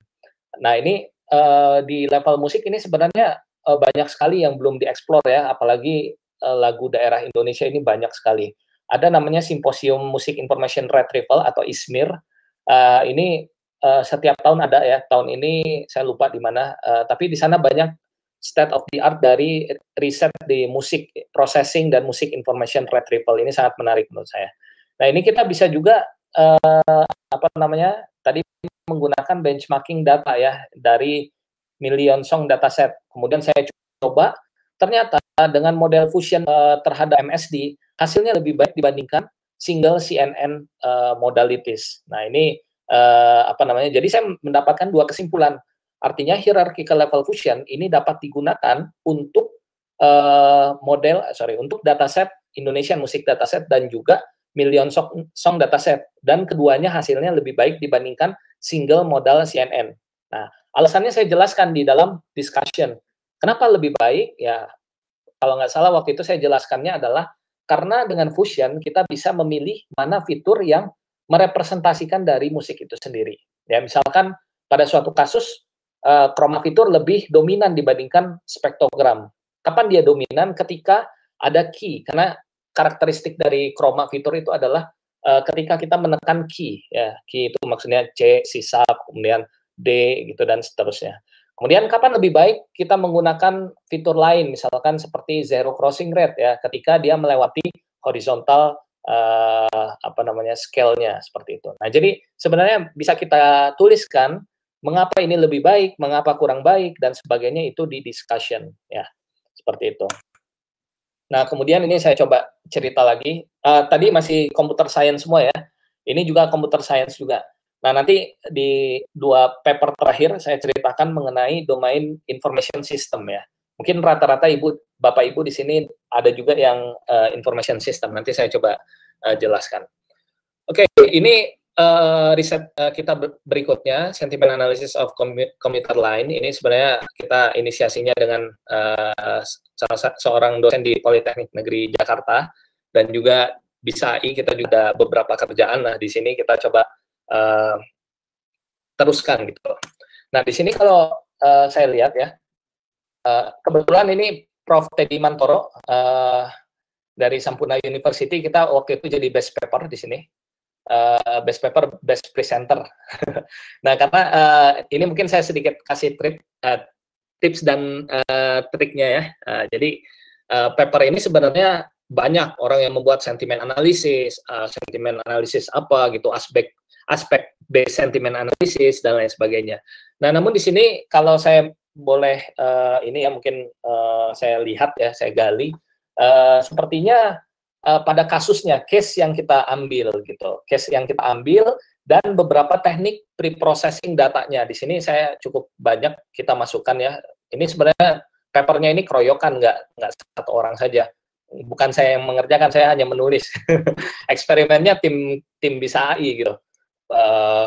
Kira-kira 5-10 orang yang mengerjakan paper ini. Nah, kalau kita lihat waktu itu kita mengambil datanya dari sosial media Twitter. Kemudian kita benar-benar kita lakukan pre-processing. Kita ambil beberapa sumber ya yang menjelaskan tentang teknik pre-processing. Rekomendasi saya ada di papernya Ibu Ika Alvina, itu sangat detail ya mengenai pre-processing data Twitter, boleh dicek nanti. Nah, kemudian setelah di pre-processing kita tambahkan dengan teknik kita sendiri. Ya, kemudian saya melihat lagi penelitian lain dari Pak Indra Budi ya, enggak ya. Jadi ini sebenarnya kita mengadopsi beberapa tulisan dan kita ada kontribusinya di sini dari sisi modelnya ya. Kemudian kita coba masukkan di sini, skornya ternyata bagus ya. Setelah kita lakukan eksperimen. Nah, ini sebenarnya penelitian ini cukup singkat ya, 2 sampai 3 bulan kita melakukan penelitian ini. Nah, kemudian, ini mungkin sedikit saya share ya, tadi sudah ada 3 contoh publikasi ilmiah di computer science. Nah, ini yang bisa saya coba bagikan, ini best practice dari saya, langkah penulisan jurnal. Yang pertama adalah kita baca literatur, baik dari buku, jurnal, atau conference paper. Tapi usahakan bacanya dari jurnal atau conference paper ya, bagi adik-adik yang baru belajar. Misalkan terbitan tahun 97, sekarang udah 2020 ya. Sementara jurnal ada yang keluaran 2020. Jadi up to date kalau jurnal ya, seperti itu. Kemudian saya rekomendasikan juga ya untuk membaca jurnal tidak hanya kita mencari yang Q-nya besar ya, Q1, Q2, Q3 gitu kan.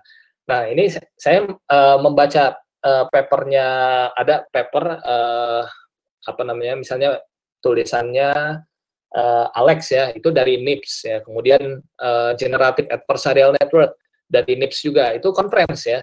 Tapi conference-nya bereputasi. Nah, itu juga bisa kita acu ya, karena nanti itu akan berkembang menjadi jurnal dan lain sebagainya. Nah, kita sudah tahu conference mana kira-kira yang bakal menjadi state of the art. Contohnya adalah ICML ya, International Conference Machine Learning, kemudian ICCV, International Conference Computer Vision, kemudian dan lain-lain. Atau kalau di bidang musik ya, biasanya saya baca ISMIR, International Music Information Retrieval ya, Symposium. Kemudian di domain speech ya, ada ICASP dan lain sebagainya. Kemudian setelah kita pelajari literaturnya, oh ya, mohon maaf, ini suara saya jelas ya? Oke, lancar ya, oke. Jelas, baik. Pak. Jelas, Pak. Ya, oke, siap Pak Aprik. Oke, baik. Berikutnya setelah kita baca literatur ya, kita gali kontribusi apa ya, paper saja misalkan dari beberapa publikasi seperti ini. Kemudian setelah itu kita literatur review, kita baca ya beberapa penelitian dan kita buat matriks penelitiannya. Kemudian kita buat metodologinya ya. Metodologinya ini kita misalkan ini kan metodologi kan langkah apa yang kita jalankan ya. Nah, ini bisa kita adopsi dari penelitian sebelumnya, tapi jangan lupa untuk dikutip ini dari mana asalnya. Kemudian atau bisa juga kita coba menggali kira-kira novelty-nya di mana. Namun biasanya sulit ya kalau kita novelty, biasanya yang sedang sekolah ya, PhD atau sedang master. Nah, itu kita menemukan novelty di situ. Kemudian kita lakukan eksperimen ya. Jika tipenya adalah eksperimen. Kemudian kita evaluasi performa dari eksperimen kita. Nah, setelah hasilnya baik ya, kita bisa tuliskan di riset paper kita ya. Kemudian kita submit ke jurnal, kemudian revisi. Ini sudah dijelaskan oleh Pak Apri tadi ya. Oke, saya lanjutkan. Nah, di sini mungkin tips dan triknya kita mulai dari permasalahan sehari-hari ya. Contoh nanti saya akan coba jelaskan paper saya yang berjudul Influence Factor of Social Media dan Gadget Addiction in Indonesia. Nah, ini berawal dari permasalahannya kita baca di koran ya. Ini sebenarnya teman-teman S3 saya ini. Kita baca di koran, kemudian oh ini ada adiksi sosial media dan lain-lain. Kemudian kita lihat juga kondisi sekarang banyak juga yang adiksi sosial media dan gadget. Nah, ini coba kita buat penelitiannya dari sudut pandang sistem informasi ya, seperti itu. Kemudian yang ingin diteliti di paper ini adalah faktor apa saja yang membuat remaja kecanduan sosmed dan gadget. Oke, kita coba detailnya seperti ini. Ini telah diterbitkan di Journal of Information System. judulnya Influence Factor of Social Media and Gadget Addiction of Adolescents in Indonesia. Nah, tadi sudah saya jelaskan ya tentang apa isinya. Intinya adalah kita ingin meneliti faktor apa yang menginfluence seseorang kecanduan dari sosial media dan gadget. Nah, ini kalau dari judulnya sudah jelas, kita bisa mengambil pendekatan dari sistem informasi ya. Nah, ini langkah pertamanya adalah kita literatur review sesuai dengan yang ini ya, literatur review, kemudian metodologinya, eksperimen dan lain sebagainya. Nah, setelah kita melakukan literatur review dari beberapa paper ya, ini ada contohnya dari Veronica, ada contohnya dari Sahin dan lain sebagainya ya. Kemudian kita menentukan hipotesis di sini. Hipotesis adalah dugaan awal. Hipotesisnya seperti ini contohnya. Waktu ini secara positif berelasi dengan sosial media dan gadget. Tadi kan judul kita adalah menentukan faktor apa yang membuat seseorang adiksi sosial media dan gadget. Nah, di sini kita curigai yang pertama adalah waktu. Ya. Yang kedua adalah relationship. Ya. Kemudian yang ketiga adalah productivity. Yang keempat adalah thought atau pemikiran. Nah, dari 4 hipotesis atau dugaan bahwa 4 ini berpengaruh terhadap adiksi dari sosial media dan gadget. Nah, tapi kan itu baru dugaan saja, belum hasil uji dengan statistik kita. Apakah benar atau tidak dari 4 dugaan ini adalah faktor ya. Nah, seperti itu. Kemudian kita buatkan coba metodologinya ya, sebenarnya sama saja, ini metodologinya seperti ini, dan kita menggunakan SAM-PLS, partially square ya. Nah, ini kita coba kumpulkan kuesioner dari saya lupa berapa totalnya, ini banyak sekali kuesioner yang kita kumpulkan ya. Kemudian kita coba demografinya kita expand ya, ini seperti ini ya, demografi kita. Kemudian kita masukkan mungkin kalau kita ingin mendalami ini PLS dan SAM, mungkin kita perlu tutorial PLS dan SAM. Mungkin nanti bisa AI akan mengadakan tutorial mengenai PLS dan SAM ya. Kemudian kita masukkan ke dalam PLS ya, data kuesionernya. Kemudian dapatlah loading faktornya seperti ini, nilai average varian extracted, nilai reliability dan lain sebagainya.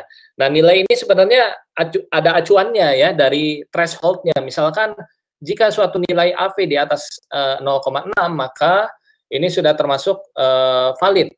Dan jika nilai CR atau reliability-nya ini di atas 0,7 ini sudah reliable. Karena kan prinsip dari penelitian adalah validity dan reliable ya, seperti itu.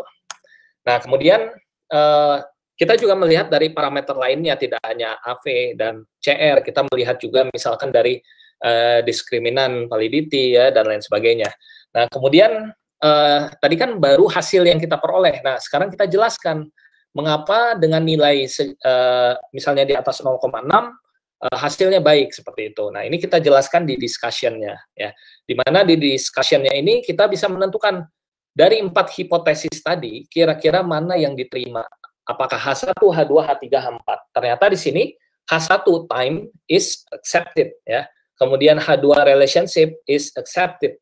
Nah, yang tidak diterima, saya lupa ini H3 kalau nggak salah. H3 itu tidak diterima ya, karena kita jelaskan kenapa tidak diterima ya. Bukan H3 ya, tapi thought atau pemikiran ya. H4 yang tidak diterima. Alasannya kita jelaskan di dalam discussion seperti itu. Nah, jadi ini penelitian di sistem informasi ya. Nah, kemudian ini juga paper saya sebelumnya sudah lama sekali ya, 2016 mungkin. Waktu itu dibimbing oleh Pak Prof. Nizar ya dari UI mengenai faktor seseorang itu membeli barang ya dari social commerce. Pada waktu itu masih ada beberapa social commerce ya, kalau sekarang mungkin Instagram ya dan lain-lain. Kalau dulu ada Kaskus, mungkin sekarang juga masih ya, tapi mungkin pada saat itu ngetren. gitu, Kaskus, ada Groupon dan lain sebagainya. Nah, ini sama langkahnya. Langkahnya kita baca, kemudian kita tentukan hipotesisnya. Kira-kira seperti ini.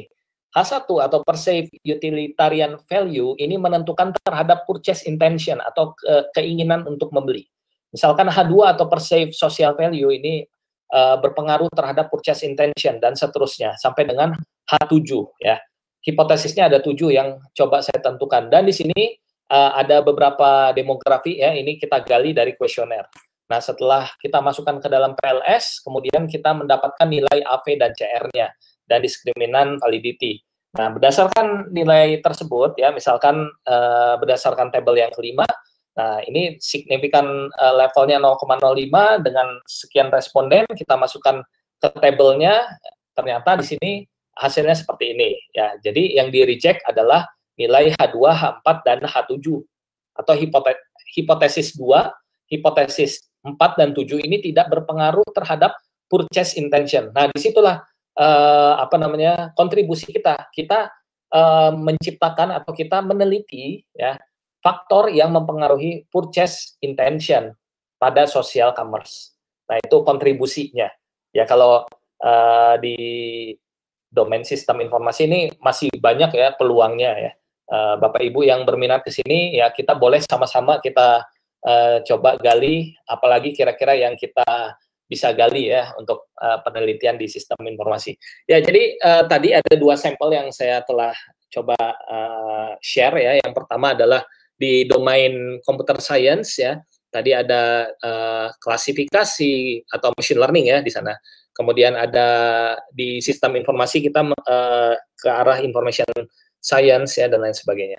Nah, kemudian ini saya sedikit share ya, mungkin bagi adik-adik ya, S1 mungkin yang sedang S2 ya. Bagaimana caranya untuk menjadi penulis atau publikasi nasional atau internasional. Nah, ini kalau saran saya, kalau adik-adik baru memulai, bisa coba dulu yang nasional ya.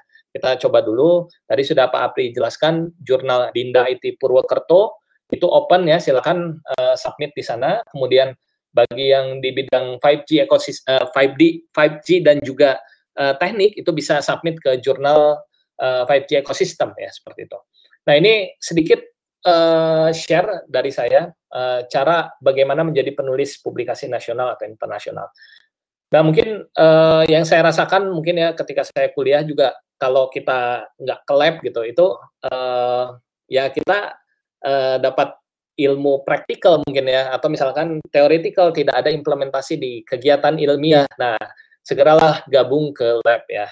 Ini saya dulu pengalaman 2014 masuk ke lab eGov ya, kemudian 2017 saya sempat 1 bulan di labnya Prof. Wisnu ya. Kemudian 2017 juga saya masuk ke labnya Bu Mirna dan Prof. Ucok ya, dan sebagainya. Nah, ini usahakan adik-adik semua, mungkin yang semester udah mau lulus gitu ya, sebelum lulus langsung saja kontak dosennya, ada peluang nggak di lab gitu. Karena beda halnya antara lab komputer dengan lab riset ya, itu beda, kita perlu bedakan. Kalau lab komputer ya kegiatan praktikum ya, kemudian kalau di lab research itu biasanya kegiatan research. Jadi asisten lab praktikum itu tidak sama dengan jadi asisten lab research ya. Jadi sebelum terlambat gitu, kalau bisa sebelum lulus S1 itu ada publikasi yang kita miliki ya. Jadi kalau kita mau S2, S3 mungkin ya, itu menjadi lebih mudah ya. Calon promotor sudah bisa melihat kita, oh ini sudah punya publikasi sekian gitu. Nah, pada saat itu saya juga mendapat kesempatan ke Jepang ya untuk research, juga sama. Yang ditanya adalah berapa banyak publikasi yang sudah pernah dilakukan. Oh, alhamdulillah waktu S1 saya udah punya publikasi. Nah, ini jadi semacam nilai tambah gitu buat kita. Nah, kalau misalkan adik-adik belum mendapat kesempatan untuk gabung ke lab research ya, ini bisa AI membuka internship untuk riset di artificial intelligence ya, kimia, elektro. Silakan kirim CV ke info@bisa.ai. Nah, kemudian satu lagi, kalau bisa, kalau adik-adik semua yang masih S1 ataupun S2, mungkin jangan memikirkan keuntungannya dulu ya. Kita mikirkan bagaimana kita memiliki experience ya. Setelah kita dapat experience, kita bisa banyak berbuat hal lainnya gitu. Jadi coba saja kalau berminat kirim ke Bisa AI ya untuk join project dan research di bidang AI, kimia, elektro seperti itu. Nah, ini sedikit promosi mengenai jurnal ID 5G ya. Ini bekerja sama, Bisa AI bekerja sama dengan Indonesia 5G Ecosystem ya. Ketuanya adalah Bapak Wira Satyawan. Beliau banyak mengisi di event-event Bisa AI lainnya. Silakan join ya. Ini kita akan ada international conference nanti mungkin belum kita tentukan waktunya. Sebelumnya kita sudah pernah mengadakan di bulan Maret lalu sebelum COVID-19 ya. Pada saat itu masih boleh, masih diizinkan kegiatannya. Nah, saat ini kita coba membuka kesempatan jurnal untuk submit ke jurnal ID 5G ya, namanya Jurnal Nirkabel Seluler, Ilmu Komputer dan Teknik. Silakan submit dengan bidang seperti berikut ya. Silakan dibuka websitenya di journal.5gecosystem.org. Ini bidangnya ya, mungkin kecil tulisannya, ada bidang nirkabel seluler dari poin 1 sampai dengan poin 9 ya. Kebetulan bukan bidang saya, ini bidangnya Pak Wira dan beberapa rekan kita lainnya. Ini silakan submit, nanti akan ada beberapa reviewer ini yang di bidang ini. Kemudian bidang 10 sampai dengan bidang 18 ini di computer science, kemudian 19 sampai 26 ini di bidang teknik. Ya. Ya, jadi itu saja mungkin yang bisa saya sampaikan. Terima kasih atas perhatiannya. Mohon maaf jika ada kekurangan. Oke, Pak Apri masih bersama kita? Masih, ini Pak. Saya masih. Jadi moderator juga. Oke, baik, Ya. kita coba sesi tanya jawab pada 2 sesi ini. Silakan Bapak Ibu jika ada pertanyaan boleh ditanyakan. Pak Apri, ini mungkin sedikit nih dari hari ini cukup rame ya di channel YouTube Bisa AI dan di bisa tampil, dan juga komunitas kita ini kalau di total semuanya hampir 300 Pak. 300. Iya Pak, terima kasih banyak Pak. Memang antusias sekali sepertinya, karena Ya, memang penulisan jurnal ini memang sangat penting sepertinya di dalam setiap institusi Pak. Betul Pak. Ya, baik. Kita juga coba ya Pak ya, nanti Bisa AI dan Jurnal Dinda juga akan mengadakan kegiatan berikutnya adalah penulisan dengan latex ya Pak ya, dan juga penggunaan Mendeley untuk sitasi. Seperti itu ya Pak Apri ya? Betul Pak Octav. Nah, saya juga sedikit pesan untuk teman-teman yang ikut nanti Pak, mohon install dulu latexnya di komputer masing-masing agar kita bisa langsung praktek nanti di tanggal 2 itu Pak. Oke, ya teman-teman jangan lupa untuk install terlebih dahulu latex dan juga Mendeley ya. Oke, baik Pak Apri, ini mungkin cara sudah instalasi ada di channel. Oh iya, silakan baik, Pak. Cara instalasi ada di channel Linggo Geni tadi, dicek di bagian latex di pertemuan pertama itu ada cara instalasi latex. Jadi mudah insya Allah. Oke. Ya, cara instalasinya Bapak Ibu sudah ada di channelnya Linggo Geni ya. Channelnya Pak Apri sudah lumayan banyak Pak pengikutnya nih. Sebenarnya channel itu channel untuk berbagi cerita aja Pak. Ini nggak ada untuk promo nggak ada. Tapi melihat antusias sekarang, jadi tidak apa-apa dipromokan juga jadinya. Ya, jangan Bapak Ibu, teman-teman, adik-adik semua untuk subscribe channelnya Linggo Geni saya udah kirimkan barusan ya di atas kayaknya di scroll. Ada beberapa tutorial di sana terkait latex dan juga beberapa cerita tadi ada Internet of Things juga ya Pak Apri ya, seperti itu. Betul Pak. Oke. Nah, ini sudah ada yang bertanya Pak Apri, mungkin saya coba ini ya pilih ya. Ada dari Ibu Nursana Irawati. Izin bertanya, untuk mencegah plagiarisme pengajuan jurnal itu bagaimana? Apakah kita bisa tarik kembali jurnal kita dari salah satu publikasi itu? Itu yang pertanyaan pertama Pak Apri. Yang kedua adalah untuk membuat jurnal, review jurnal itu bagaimana konten dari jurnalnya. Tadi yang penelitian itu isinya IMRAT. Kalau review jurnal itu apa ya Pak? Terima kasih. Baik. Dijawab dulu yang dua berarti ya Pak ya. Silakan Pak Apri. Iya, tadi tentang apa pertama Pak? Maaf. Oh, saya cari dulu.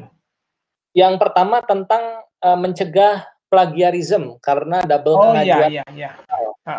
Apakah bisa ditarik begitu ya Pak ya? Ya, betul Pak. Sebenarnya itu yang mohon maaf Bapak tadi yang bertanya, Bapak Ibu mungkin seandainya memang paper kita sudah submit paper di salah satu jurnal misalnya, sebaiknya memang sering berkomunikasi dengan editor, apakah jurnal itu diterima atau tidak, atau dalam proses apa. Ini yang sering kita pantau. Dan memang kurang sabarnya kita biasanya kita submit lagi di tempat lain. Biasanya seharusnya kita izin dulu ke pihak pengelola jurnal untuk mensubmit atau mencabut jurnal kita di sana. Nah, baru kita bisa submit di tempat lain. Nah, ini biasanya yang kita lakukan. Tapi jika sudah sama-sama diterbitkan atau sama-sama lagi diproses, ini yang mengkhawatirkan jurnal kita menjadi plagiarisme untuk diri kita sendiri. Nah, biasanya pihak pengelola pun tidak mau mengeluarkan jurnal kita karena sedang diproses oleh pihak jurnal. Nah, itu kira-kira Pak. Jadi sebaiknya bersabar sampai menunggu salah satu jurnal kita diterbitkan. Baru kita, kalau jika tidak diterbitkan, artinya baru kita bisa pindah ke tempat jurnal lain yang mungkin bisa menerbitkan jurnal kita. Itu kira-kira. Jadi jawabannya mungkin tidak bisa dicabut mungkin jurnal tadi, kecuali belum diterbitkan atau belum diproses sama sekali oleh si pengelola jurnal. Itu Pak. Oke, baik. Terima kasih Pak Apri. Untuk pertanyaan yang kedua tadi Pak, untuk membuat review jurnal itu bagaimana konten dari jurnalnya, ya, seperti IMRAT.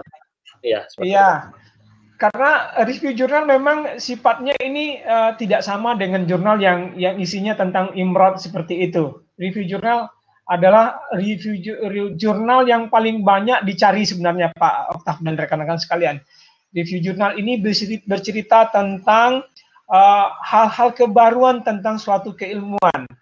Nah, biasanya review jurnal ini diminta khusus oleh pengelola jurnal atau memang diambil dari beberapa karya dari sebuah publikasi seperti international seminar atau apa. Jadi tidak banyak yang di luar standar dari IMRAT tadi. Dia hanya bercerita tentang keilmuan terbaru. Nah, saya sarankan Bapak Ibu jika untuk mencari literatur review, gunakan yang sifatnya jurnal ya, bukan proceeding dari jurnal review ini. Jadi tidak ada syarat-syarat seperti IMRAT ini mereka lakukan karena sifatnya tidak ada metode, tidak apa. Paling mereka bercerita metode untuk pengumpulan, mereka bandingkan, mereka tarik kesimpulan, lalu mereka tulis ulang, lalu bagaimana hasil dari suatu keilmuan tadi, kebaruannya seperti apa. Rata-rata paper review itu seperti itu atau jurnal review. Jadi memang agak keluar dari standar tadi. Tapi kalau jurnal kita bercerita tentang riset kita, bagaimana kita melakukan suatu riset dan mendapatkan hasil di dalam riset tadi. Nah, itu baru mengikuti kaidah dari IMRAT tadi, Pak. Itu Pak Oktav, jawaban dari saya. Baik, terima kasih Pak Apri. Menarik ya jawabannya. Jadi sudah jelas ya Bapak Ibu tadi yang bertanya. Oke. Rekan-rekan yang masih S2 atau S3 nih, Pak, saya tambahkan Pak Oktav. Memang berangkatlah dari review ini, berangkatlah dari jurnal review, karena mereka ditulis oleh kelompok-kelompok yang memang kompeten di bidang ilmu itu. Misalnya tentang 5G tadi yang dibilang Pak Oktav, itu 5G ecosystem, itu memang orang-orang kompeten nanti akan mereview setiap keilmuan yang ada di 5G. Begitu juga tentang data science. Mereka akan mereview kebaruan, keilmuan yang ada di data science. State of the art yang terakhir itu seperti apa? Ada di dalam jurnal review tadi. Memang akan keluar dari struktur IMER, Pak. Baik, Pak Oktaf, itu saja. Baik, terima kasih Pak Apri. Kemudian ada lagi pertanyaan, ini dari Pak Panji, izin bertanya, kira-kira aplikasi apa yang digunakan untuk menentukan plagiarism? Dan ada yang gratis nggak? Oke, silakan Pak. Putus-putus Pak, menentukan plagiarisme ya, yang dari Pak Panji Priambudi ya? Ya, betul. Ada yang gratis kira-kira nggak Pak? Sebenarnya ada yang gratis ya, cuma mungkin akurasinya Pak, maaf Pak Panji Priambudi, mungkin banyak yang gratis, tapi kami biasanya menggunakan yang berbayar seperti Turnitin seperti itu, dan juga disediakan oleh pihak kampus juga untuk rekan-rekan mahasiswa biasanya di perpustakaan ada, tapi yang gratis itu ada, cuma khawatirnya tidak akurat tentang tentang mencek plagiarism itu. Plagiarism checker biasanya ada itu, Pak. Jadi mohon maaf Pak Panji, mungkin sebaiknya kita menggunakan yang plagiarism seperti Turnitin atau plagiarism checker yang berbayar mungkin. Yang gratis ada, boleh, banyak kok Pak. Biasanya juga disediakan oleh linknya oleh pengelola jurnal yang ada di Indonesia biasanya. Boleh Pak, silakan. Itu Oke, Pak Oktaf. Ya, baik. Terima kasih Pak Apri. Kemudian ada saran juga dari Pak Ali Mutasawifin. Sebaiknya jangan terlalu masuk ke hal teknis substansi jurnal. Oh ya, tadi mungkin saya terlalu masuk ya ke substansi. Oke. Iya, insya Allah nanti kita akan coba hal yang lebih dasar mungkin ya Pak Oktaf ya. Ya, baik. Ya. Oke, ini terima juga kasih ada Pak Ali masukannya. Yang ingin gabung ke project juga mungkin ya, nanti silakan info saja ke info@bisa.ai jika ada yang berminat. Kemudian ini ada pertanyaan yang menarik juga Pak, minta tips jurnal atau karya ilmiah biar diterima di LIPI. Oh ya, jadi kita kan perlu ini ya Pak ya, nanti setelah ada beberapa paper ya, jadi satu jurnal kita harus submit ke LIPI nanti. Mungkin Pak Apri boleh bantu dijelaskan tata caranya? Baik, sebenarnya hal mendasar sama dari setiap pengelola jurnal Pak atau karya ilmiah itu, kita tetap mengikuti kaedah yang ada tadi. Kita tidak boleh mengubah, memplagiat segala macam. Nah, dan mengikuti template yang ada, cara tulisan jurnal yang ada, biasanya tidak terlalu sulit untuk melunakkan hati reviewer atau editor tuh biasanya Pak Oktaf. Jadi ikuti saja konten yang ada di dalam jurnal tersebut sesuai dengan keilmuan kita, ajukan. Jika ditolak tidak apa-apa, karena ilmu ditolak itu belum mahal. Jadi jarang loh orang ditolak oleh reviewer. Jadi sebaiknya tetap ikuti koridor-koridor yang ada di LIPI agar kita bisa diterima. Itu aja tipsnya. Jangan pernah mundur walaupun sering ditolak. Sesekali nanti juga akan jebol pintu LIPI itu. Begitu. Ya, oke. Ya, baik. Terima kasih Pak Apri. Ini masih banyak Pak pertanyaannya, mungkin beberapa saya coba pilihkan ya. Kemudian ada pertanyaan lagi.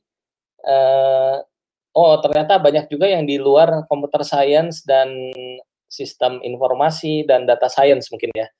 Ya, mungkin secara umum mungkin Pak, ini mungkin ada saran agar tulisannya itu diterima mungkin ya secara umum.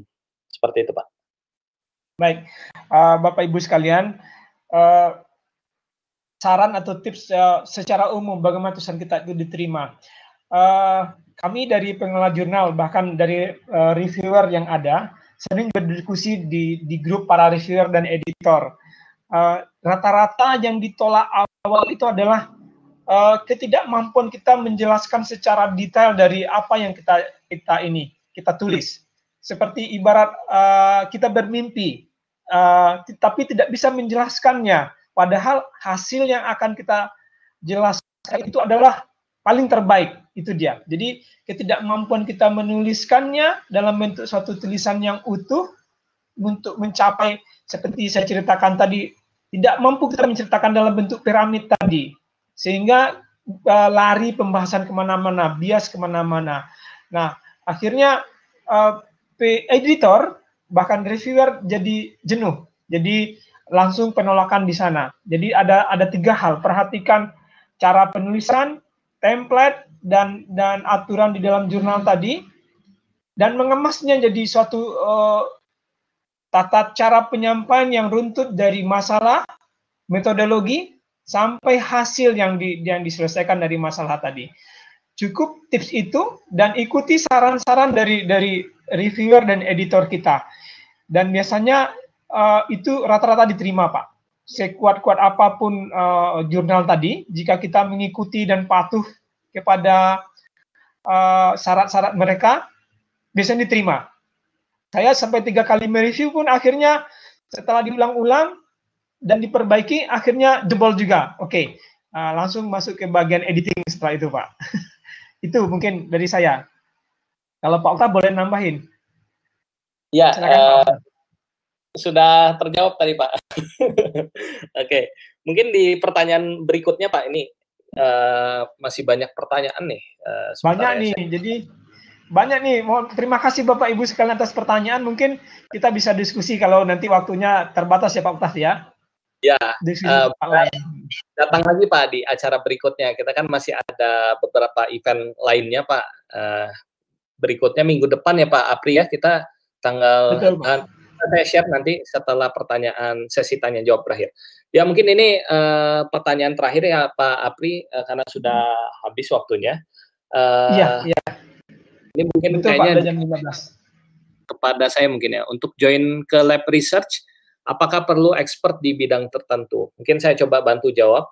Ya, tujuan kita ke lab research itu adalah kita menjadi expert gitu di bidang itu ya. Sebenarnya itu sarana kita untuk belajar. Jadi sebaiknya ini ada pertanyaan dari Bapak Renaldi, langsung saja join gitu, tanya ke dosennya atau misalnya ke mahasiswa S2 atau S3, apakah ada peluang di lab research, langsung kita gabung di sana, seperti itu. Oke, mungkin terakhir Pak Apri, kalimat penutup untuk hari ini, sebelum saya tutup nanti eventnya. Oh baik Bapak Ibu, terima kasih Pak Oktav. Bapak Ibu sekalian, mohon maaf jika pertanyaannya belum terjawab semua. Bapak Ibu boleh hubungi saya nanti di email apri@itelkom-pwt.ac.id, atau Bapak Ibu boleh komen di salah satu materi di channel Linggo Geni, itu ada tadi di share oleh Pak Oktav di sesi chatting kita, boleh ke sana. Dan apapun materi hari ini mudah-mudahan bisa bermanfaat untuk Bapak Ibu, dan mungkin apa yang kami sampaikan belum bisa memenuhi semua apa yang Bapak Ibu inginkan di dalam penulisan jurnal. Kami mohon maaf, lebih dan kurangnya. Inilah sesi pertama kita. Mungkin nanti Bapak Ibu bisa bergabung kembali dengan kami seputar penulisan karya ilmiah. Nanti mungkin bisa kita berdiskusi kembali. Jadi tidak hanya terputus tentang pertemuan pertama ini saja Pak Oktav ya. Bapak Ibu Betul. juga bisa berkomunikasi lewat kami di Bisa AI dan atau langsung komen di channel Linggo Geni, juga bisa kirim email ke saya. Dan sangat penting adalah berbagi kita di dalam penulisan jurnal Pak, baik itu di 5G ekosistem dan juga di jurnal Dinda tentunya Pak Oktav dan rekan-rekan sekalian. Kami tunggu jurnal Dinda terbit April ya, April, Juni, Agustus seperti itu dalam setiap tahunnya. Mudah-mudahan ini bisa menampung semua tulisan Bapak Ibu. Juga untuk rekan-rekan saya yang hadir di YouTube dan di Facebook, yang ternyata Pak Oktav ada rekan-rekan satu kuliah waktu S1 juga dulu. Jadi alhamdulillah Pak Oktav nih bisa menemukan saya dengan rekan-rekan S1 saya dulu rupanya. Luar biasa Pak Oktav. Jadi terima kasih Pak Agung Widanto juga bilang tadi sehat selalu Pak Apri dan Pak Oktav. Terima kasih banyak. Dan Ada pertanyaan tapi waktunya terbatas ya Pak Oktav ya. Jadi nanti kita bahas lagi pertanyaan-pertanyaan tadi. Kita review kembali nanti di pertemuan berikutnya. Itu saja mungkin Pak Oktav dari saya. Salam untuk rekan-rekan semua di SAI dan teman-teman yang sedang memantau acara kita hari ini. Terima kasih Pak Oktav dari saya. Baik, terima kasih Pak Apri sudah share bersama kita semua. Terima kasih juga kepada Bapak Ibu telah join di sesi ini. Ada sedikit informasi dari panitia ya. Minggu depan kita masih bersama dengan Pak Apri untuk share mengenai tutorial Mendeley dan LaTeX untuk penulisan ilmiah. Nah, ini menarik sekali untuk adik-adik mahasiswa, mungkin Bapak Ibu ya, silakan join melalui bisa tampil atau melalui YouTube SAI. Kemudian kita ada event lainnya ya, event yang diselenggarakan kolaborasi dengan Aptikom ya. Sore hari ini kita ada event educational data mining dari Bapak Dr. Nurul Hidayat dengan topik educational data mining jam 4 sore. Kemudian Sabtu ini ada Bapak Prihandoko PhD, dosen Universitas Gunadarma, membahas mengenai data preprocessing dan clustering. Kemudian Bapak Eri Prasetyo, dosen dari Universitas Gunadarma, akan membahas mengenai rancang bangun Internet of Things untuk masyarakat. Kemudian pemanfaatan data science untuk UMKM dari Ibu Dr. Nina Kurnia Hikmawati, mengenai UMKM dan data science. Kemudian Bapak Dr. Septapiansa Dwi Putra, dosen dari Politeknik Negeri Lampung, akan membahas mengenai artificial intelligence for securing hardware. Kemudian ada Bapak Dr. Eng Luther, akan membahas mengenai machine learning for decision making di hari Kamis 2 Juli 2020. Kemudian Bapak Dr. Akvianto Eko Putra akan membahas mengenai digital signal processing dan deep learning, case study dan research. Kemudian Bapak Muhammad Iqbal akan membahas mengenai Internet of Things for Robotics pada 8 Juli 2020. Kemudian ada sesi dari Profesor Dr. Saiful Bukhari STMkom akan membahas mengenai model artificial intelligence dalam proses perubahan. Dan terakhir ini ada Healthcare Data Science Introduction dari Bapak Alpin Stepanus PhD. Oh, terakhir ini, Bapak Dr. Hadi Santoso akan membahas mengenai deteksi objek wajah menggunakan TensorFlow. Ya, itu saja mungkin yang dapat saya sampaikan. Mohon maaf jika ada kekurangan. Terima kasih sekali lagi kepada Bapak Ibu telah join pada webinar siang hari ini. Jangan lupa minggu depan kita masih bersama Pak Apri untuk membahas mengenai tutorial Mendeley dan LaTeX. Sekali lagi, terima kasih Pak Apri sudah join dan share kepada kita.